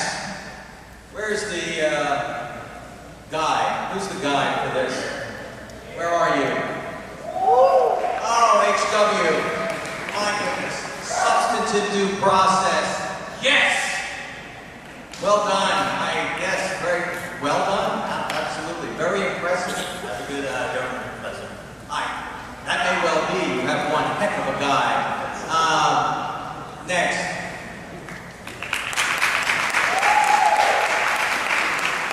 My name is Emily Westerheide, and our group decided to also defend the situation based on the First Amendment and Catholics to offer training in English, access to health care, social services, and spiritual services based on their protection in the Constitution to quote-unquote associate with one another and used for economic, political, or religious purposes.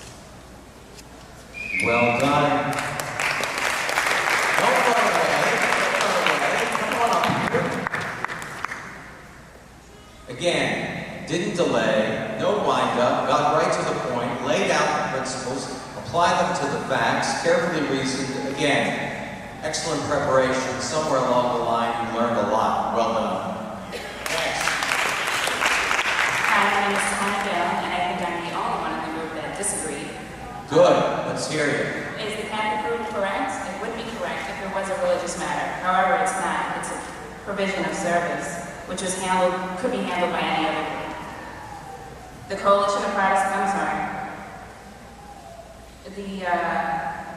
based on the 14th Amendment, also the City Council is responsible for the zoning laws. They're the ones that have to take political issues and community issues into consideration. Well done. You responded to their arguments. You presented your position succinctly. Thank you.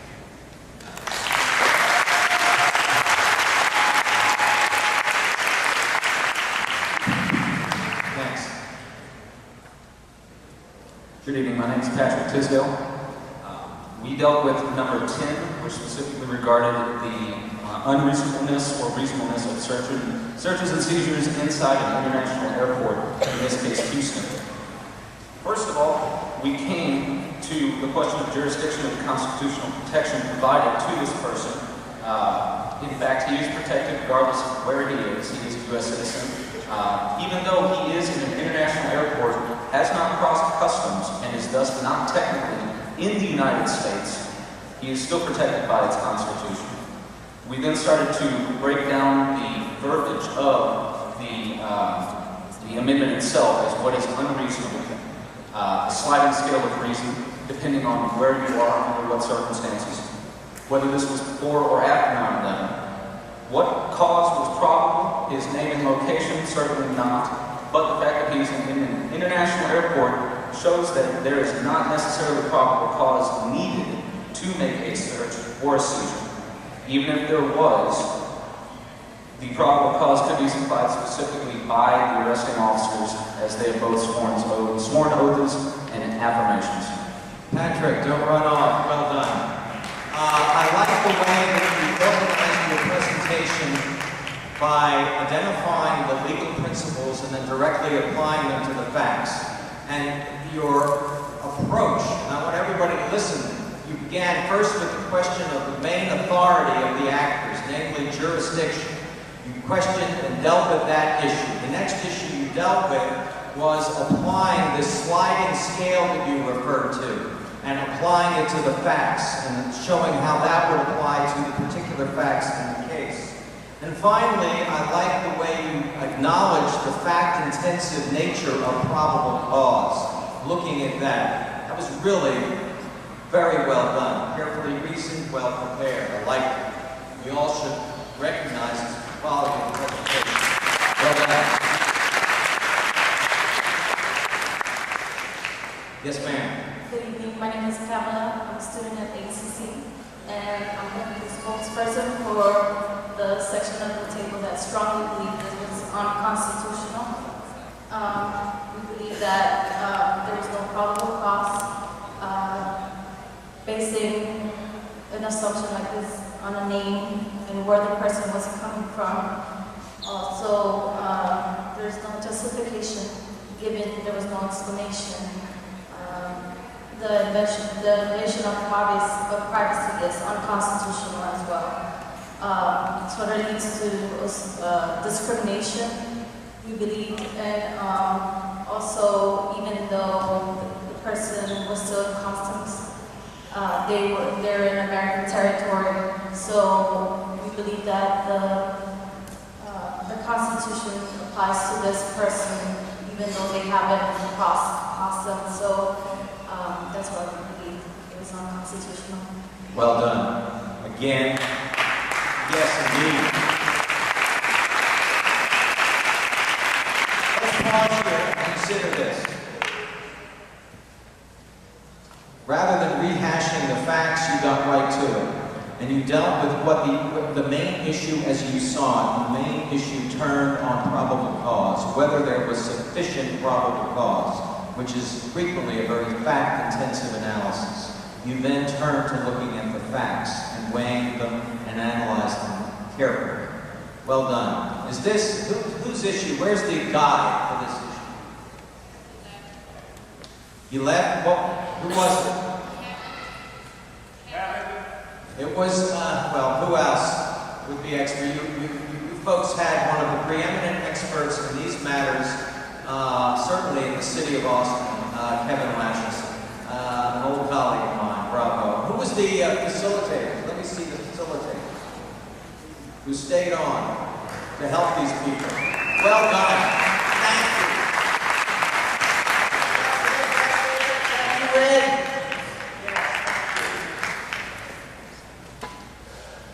Hello everybody, my name is Ryan Serna, and I'm majoring in neuroscience at ACC. Our issue deals with whether President Obama's deployment of U.S. troops in Libya, providing technical, logistical, and intelligence gathering support, violates the War Powers Act, which requires that the President needs to obtain authorization from Congress within 60 days of the beginning of hostilities. Furthermore, this deals with whether the War Powers Act is unconstitutional because it infringes upon the President's ability to act as Commander-in-Chief. Both our groups have agreed, and we have agreed that the War Powers Act is not unconstitutional. It is constitutional, and it does not apply to the new situation because we are not engaged in declared warfare. That is, we have not officially declared war. If our technical, logistical, and intelligence gathering support has officially been recognized as hostilities by our government. That is, by an agreement between Congress or the President, and should they disagree, by the Supreme Court, then the President has violated the Wars Act, but it is still not constitutional. Well done. Clearly you prepared it, thought about it, presented it, applied legal principles on a very, very nettlesome, difficult question. A question that goes back to the very roots of our Constitution. What are the powers of the executive, and in particular, what are the powers of the executive, the President, in the 21st century? No simple answers, but you, sir, grappled with the question. Where's the members of your group? Stand up, members of your group. All the group, the ones who were dealing with that issue. Bravo, bravo. Thank you, sir. Who's next?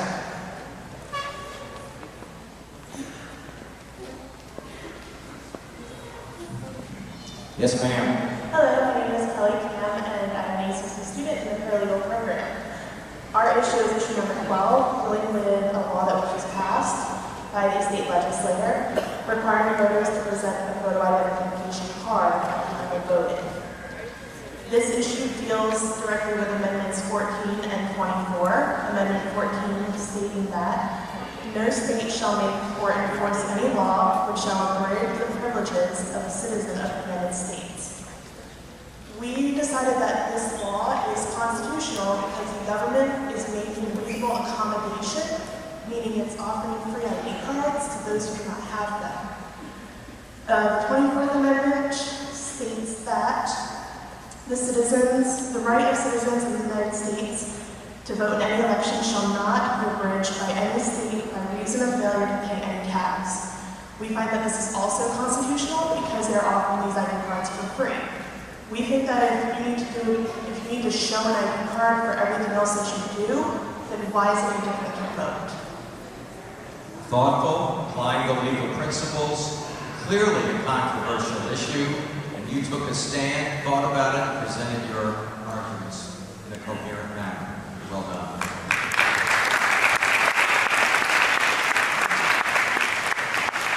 Good evening, I'm Brenda Sorrell, also a student of the paralegal program.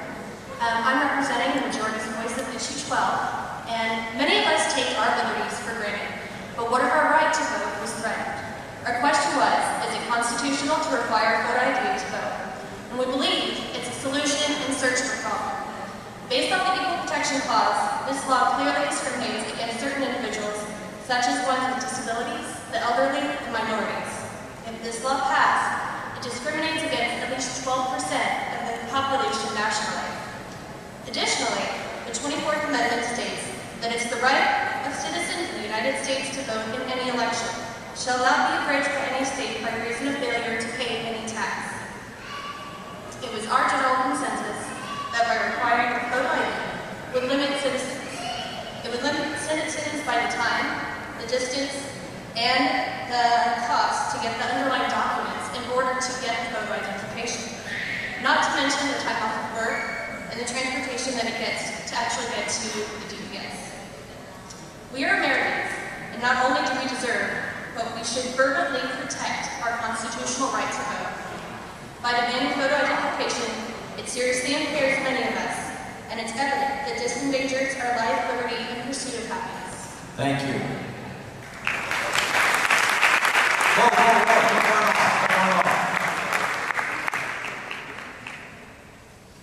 Note how the argument here draws on evidence with respect to the statistical evidence attempting to show the consequences of this statute.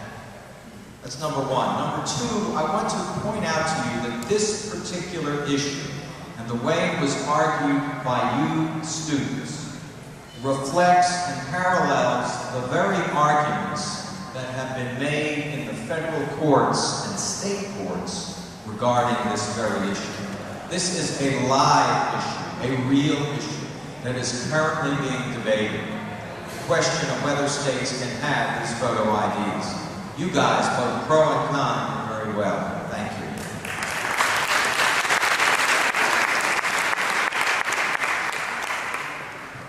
I'm Isaac Lill. Our group came to a consensus on issue 13 that President Obama was acting outside of his constitutional authority when he raised the debt ceiling without congressional consent. Raising the debt ceiling is a legislative process and is therefore a legislative power. And in that case, Article 2, Section 3 clearly states what power the President has over the legislative process, and that is he can recommend anything he considers necessary and expedient, and then he can call a special session, but not to circumvent Congress entirely. So although he was trying to uphold Amendment 14,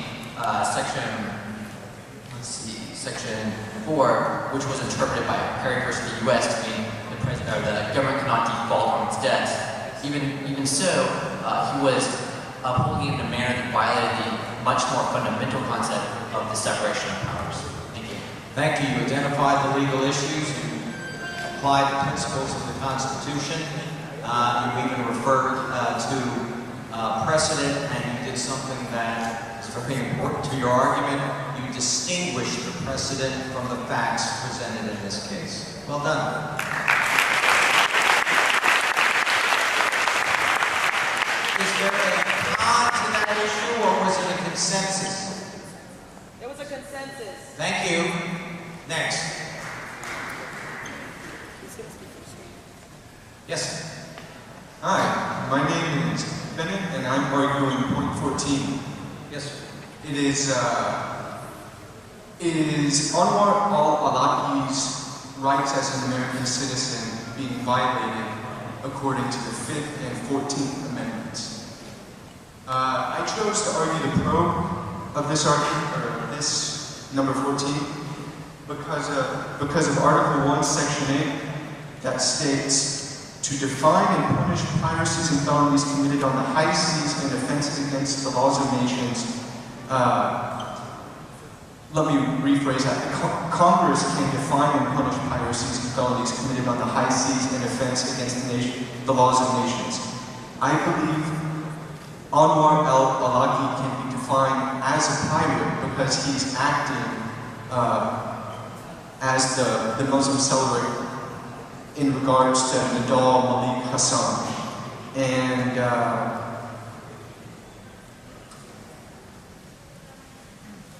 basically I'm arguing the pro of it because of Article 1, Section 8, that the 5th and 14th Amendments are not violated. You carefully explicated portions of the Constitution. You applied them to the facts, thoughtful, carefully reasoned, and courageously presented, sir.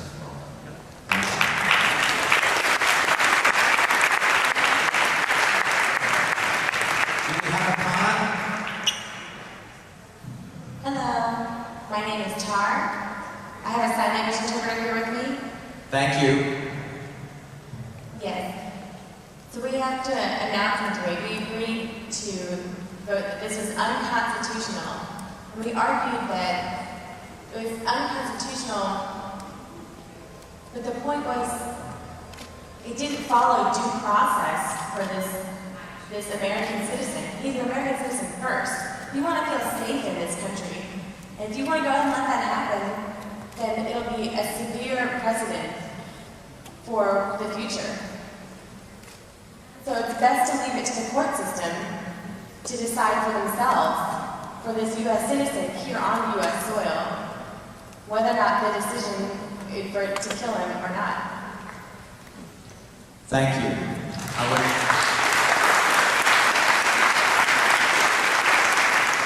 ask your indulgence. I will speak sufficiently slowly so that you can sign my remarks. First. That's fine, that's okay. Is that all right? Oh, yeah. Good. That's fine. First, your argument relies upon an application of legal principles that you used effectively and accurately. Your reference to the issue of due process is a central issue, perhaps the most important issue found in this hypothetical. Your questioning of whether or not Due process is what we wanted to point out first. And then second, that he's a U.S. citizen. But really, if we allow that to happen, if the Constitution allows that to happen, we can't, all of us cannot feel safe. I am not debating with you, sir, and I would ask the interpreter to please communicate that I'm giving feedback. So this presentation is concluded. I just want to identify what I believe to share with the group. Thank you for letting my interpreter know. What are the important features of a very well-presented argument. First, due process, very significant here. Secondly, your concern that if a court were to render an opinion that would permit this kind of conduct, that it would lead to dangerous precedent. And you're right. Some people would argue that it would lead to a dangerous precedent. You have presented a thoughtful, carefully reasoned analysis. I commend you, sir. Thank you.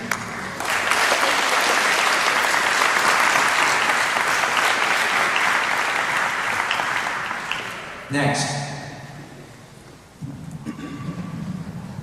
My name is Trey Black, and my table was discussing problem 16. And through discussion and looking at the Constitution, and more specifically Amendment 14, we decided to support the University of Texas's position on the matter. We decided that the United States of America was... Are you talking about 15 or 16? Yes, sir, sorry. That's fine. So you're talking, so the rest of you who have copies of the issues, we're talking about issue 15. I'm sorry to interrupt you. So I'm not going to, no time has elapsed. You may begin.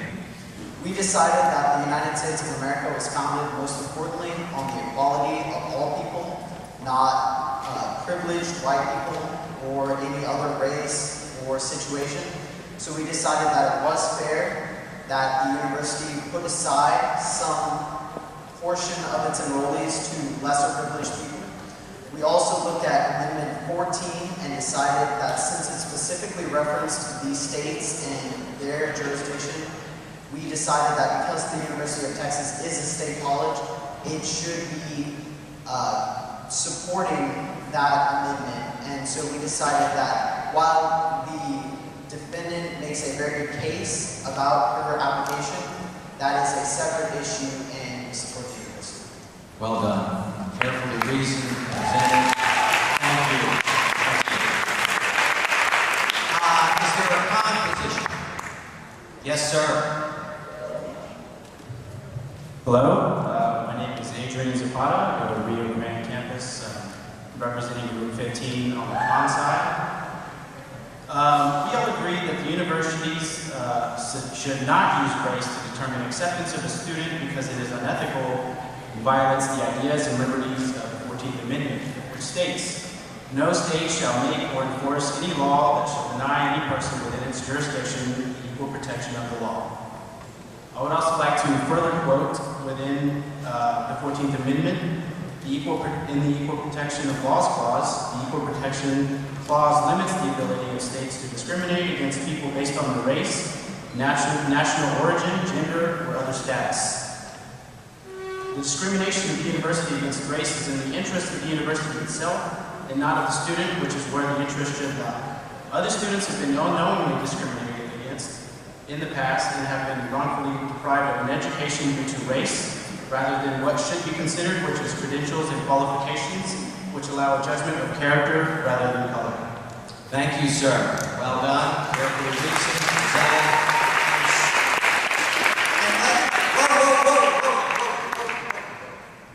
Hold it. Well done. Here we have another issue, a live issue, a real issue, an issue that is currently before the Supreme Court of the United States that will be decided next term. This is the Fisher decision. Sound familiar, doesn't it? Where's HW? You still here? HW, yes. Fisher will be decided, won't it? It will be decided. We don't know how. We were talking about his comments and I didn't hear what you asked.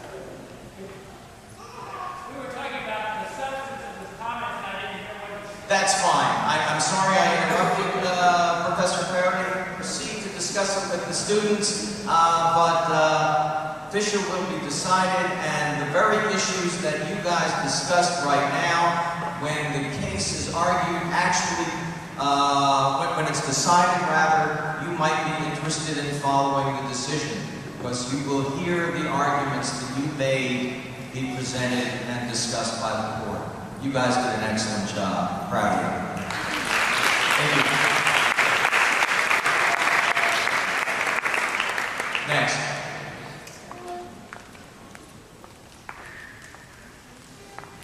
Hi, my name is Ashley Rideout. I'm a student at Boston Community College, Rio Grande. Our group is discussing the final issue, number 16, where a school district in Arizona is has voted to discontinue an award with Mexican-American program and ban and confiscate the books, not allow the students to have books. And we absolutely think this is a violation of the First Amendment because right here it states, the amendment protects not only the speaker, but also the person who receives the information, these students.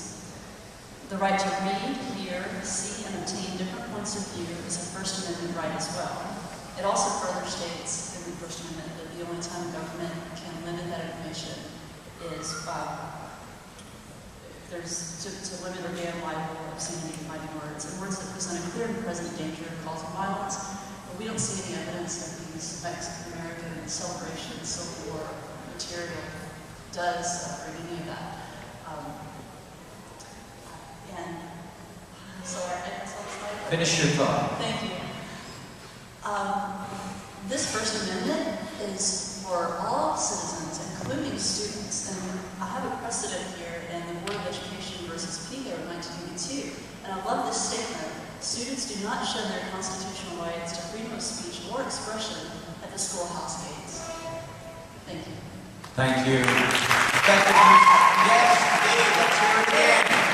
Well presented, use of precedent, applying it to the facts. Indeed. Let's turn. This is a controversial issue, so I'm sure there's a con. Yes.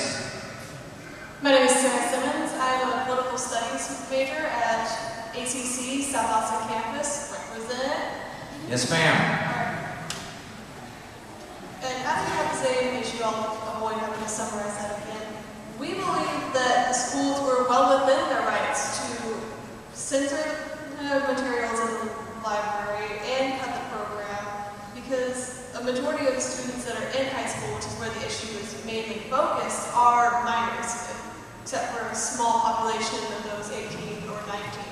And since we have to go by the majority, most of these schools are bound by state laws because they are minors. So we also found a Supreme Court case in Representative Arkansas that says that states have an undisputed right to establish the curriculum of its public schools.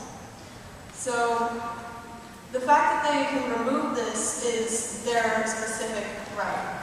They are able to decide what we show our children because considering they are majority children.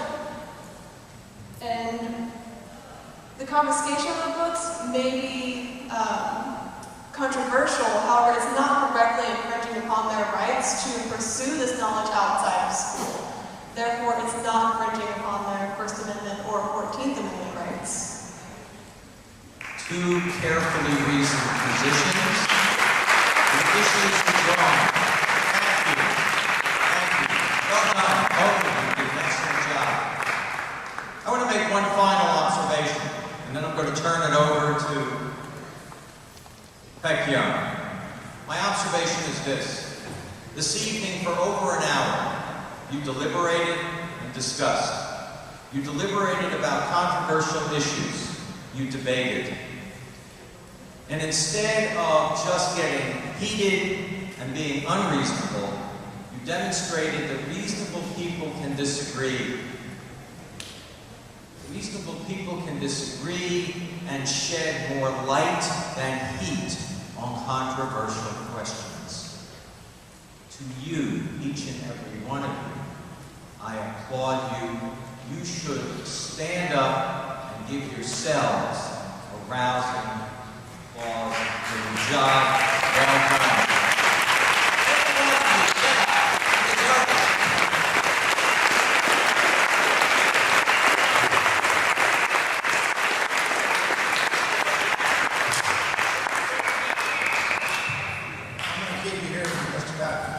As long as two of you took the report. I'm going to ask one-to-one that you, before you leave, if you have not, to fill out the blue surveys. That is the method by which we are able to make these better for you each year. And please fill them out and leave them on the tables or give them to the folks going around to get them. Number two, I want to do some quick thank yous. First, my new associate director, Maxine Kaplan. She and I were thrown into the position of staging this event, which normally there are 3 staffers. There were just 2 of us this year. And any mistakes or problems were not Max's fault, and she deserves a big hand for stepping in.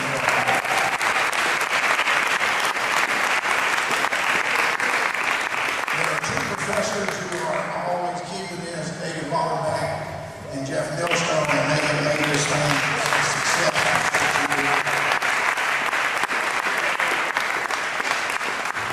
There are 3 young people who have made a major effort to make this a success. Sam Davis, who has been coordinating with us, is a substitute staff. Paul Feedbaum, who you can see up here, being stage manager and worked with us for 2 days. And Megan Rue, who heads our student organization, and they deserve a hand.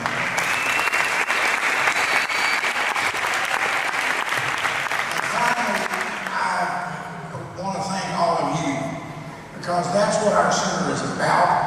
That is what is the purpose of everything we do, is to give you an opportunity to do things like this.